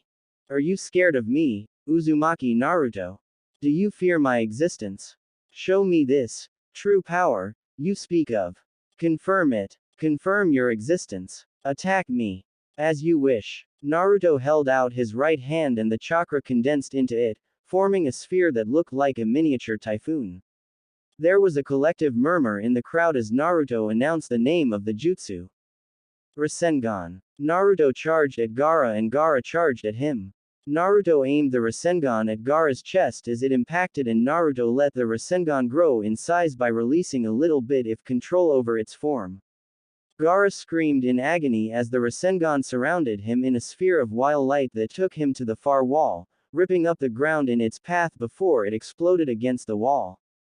This Gaara is the kind of power that will make you strong. The kind of power that you use to protect your friends. Gaara started laughing as he got up, the severely damaged area of his stomach regenerating so fast it was visible. I see. This is the kind of pain that makes me feel alive. You are truly interesting, Uzumaki Naruto. By killing you, I can get an even stronger sensation of life. Naruto narrowed his eyes as Gaara completed the transformation and glared at Naruto. Naruto bit his thumb and formed the seals as he concentrated on which animal he wanted to bring out. Kuchio's no jutsu. A cloud of smoke about twice the size of a human appeared, and from it was something that looked to be half dog, half wolf. The canine looked up at him. So, you're that new kid. What do you want? Naruto pointed to Gaara and the canine's eyes narrowed. Is that Shukaku? His container. I see. Well, let's move, pup. The canine charged at Gaara, who extended his hand far too fast for either of them to see as Naruto was knocked off his summon and the summon was slammed up against the wall while Gaara separated his hand from his arm, regrowing it. Show me, Uzumaki Naruto. Show me you are willing to die for your friends. If you don't defeat me, the sand holding that canine will slowly crush him to death. Are you fearless enough to save him? Naruto disappeared and reappeared next to the canine before forming a single hand seal, muttering, Kai, while Gaara charged at him. You don't have time for that. Naruto roared as he punched the hand of sand, sending the sand everywhere. When the smoke cleared, Naruto had freed the canine and the last of the sand on the wall was dropping to the ground. Are you alright? Yeah, fine. Naruto looked up to see Gaara going for the canine again as Naruto shoved it out of the way and took the hit himself, flying back and creating a crater in the arena wall. Naruto slowly got up while the canine came over to him. You should be worrying about yourself, pup. Guess so. Thanks for your help. The canine nodded as Gaara charged him. Good luck. The canine poofed and Naruto jumped out of the way to avoid being nailed. I've got to think of something. Naruto had one last option as he pulled out two scrolls while dodging another of Gaara's swipes. Gaara recognized it immediately, as did the other people who had been present in the prelims. However, they did not know it was a modified version. Naruto landed and formed 3 hand seals before announcing his jutsu. Ninpu Kuchios, Fubiki no Kunai. Everyone's eyes widened at the name and the arena exploded into smoke. 2 pillars of smoke rose. They were not green and black like last time, this time they were red and blue. Naruto jumped up into the middle of the double helix of the scrolls and began palming the scrolls and hurling kunai at Gaara, who smiled and blocked them with his sand arms. After Naruto had finished, Gaara laughed. Did you really hope an attack like that would work? Naruto smiled. Yup. Now for the last part of it. Daibakua. Everyone's eyes widened as the entire arena flashed before letting off an almighty explosion that the whole of Konoha felt. Once it settled, they saw that Gaara was on the ground, panting. He was completely soaked in blood and he had lost his sand body. Gaara tried to get up but couldn't, as he was aware of Naruto walking over to him. Gaara's eyes widened in fear. Don't come close to me. The pain of being alone is completely out of this world, isn't it? Naruto collapsed to his knees in front of Gaara and began panting. Gaara's eyes widened. That pain of being unwanted. Of being despised. I've felt it too. However, people saved me from that cold hell and accepted me. If you dare harm them, I will kill you. I fight for those I love and cherish, not for myself. That's what makes one strong, Gaara. Fighting for those important to you. A ninja's true power isn't brought out until the lives of those that mean the most to them are put in jeopardy. That is when the true power of a ninja will take form. Remember that. Gaara got a blank look on his face that people who were lost deep in memory and thought war. Genma checked Gaara and smiled. Gaara is unable to continue, making Uzumaki Naruto the winner of the Chunin selection exams. The crowd erupted into thunderous applause and cheering as Naruto dropped face down on the ground. Naruto whispered to himself, Kurenai-chan. I did it. Naruto fell unconscious as the medics came out and took both Naruto and Gaara away for medical treatment.